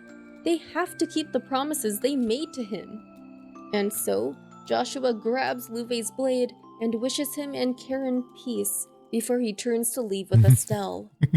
Now, somewhere Right. else in the tower, a wounded And this Weisman is is the... actually Oh, worried for he's once, alive. and Okay. is pondering if this entire It's like, hey, no, ordeal wait, this is situation the was ending of the actually second. just What some happens in the third grand then? test for him from the Grand Master. But he's alive, so it makes sense. Surprisingly, Kevin shows up and approaches the dangerous Anguis all on his own.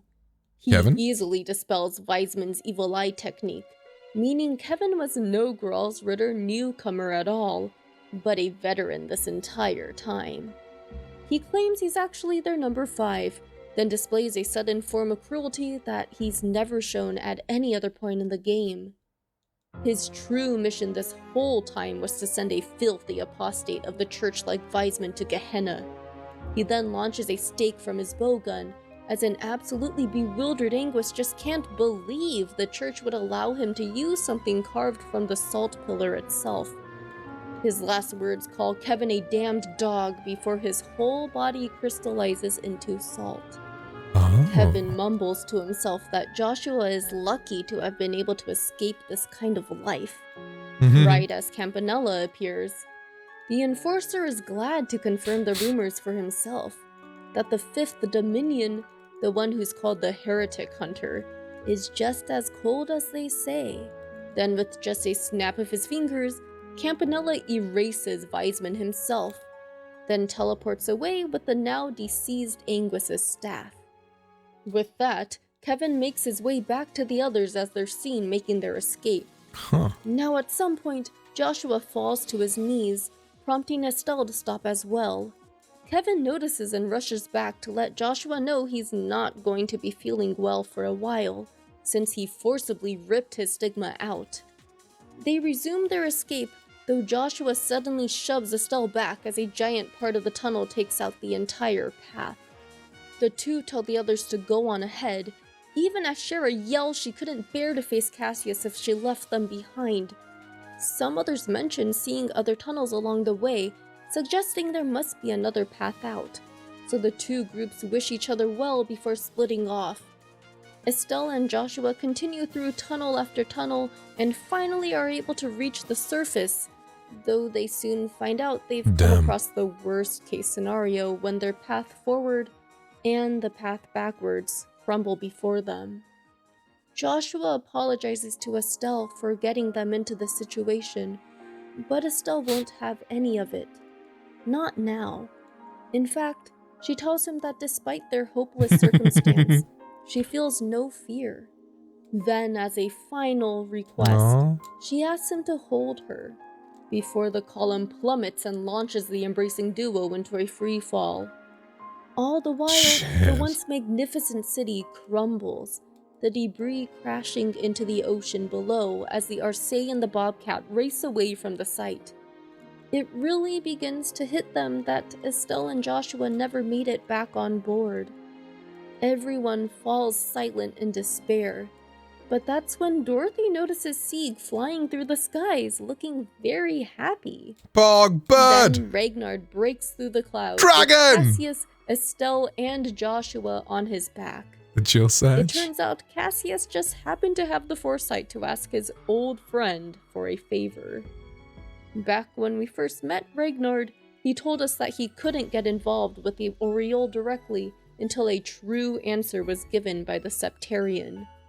And now that that's happened, his contract has been fulfilled, meaning he's now free to help Joshua and Estelle in their time of need.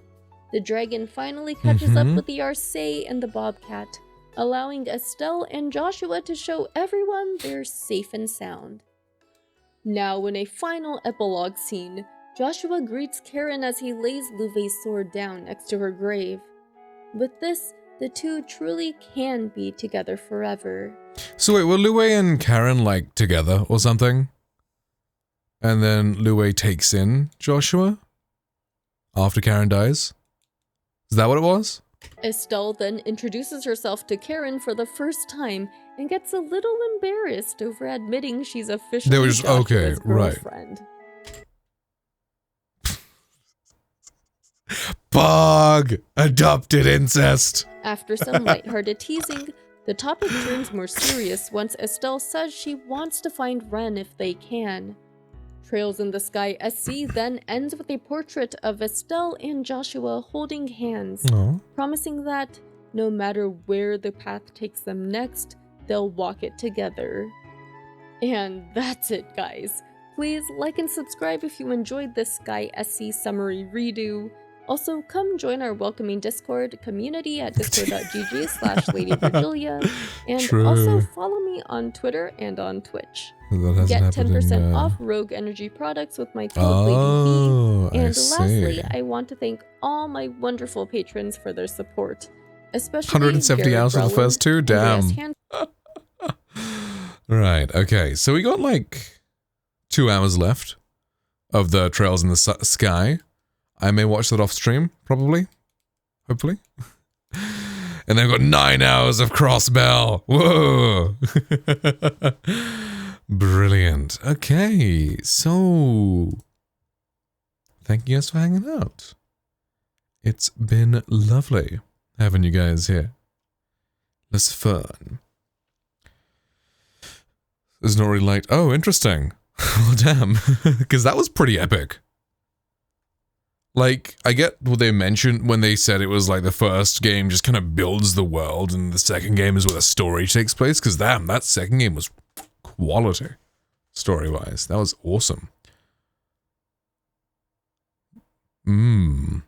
So the third one's gonna be interesting. But hey, we're only gonna spend 2 hours on it, so it's not like we're gonna spend 100 hours on it like some people did. They're all kind of like that. Makes sense then. Makes sense.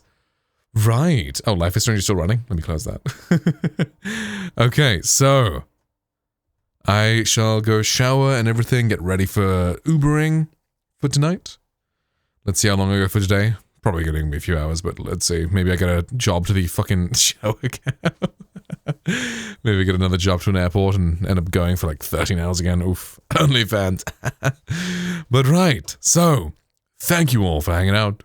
Appreciate you guys all very, very much. See you guys later, and goodbye.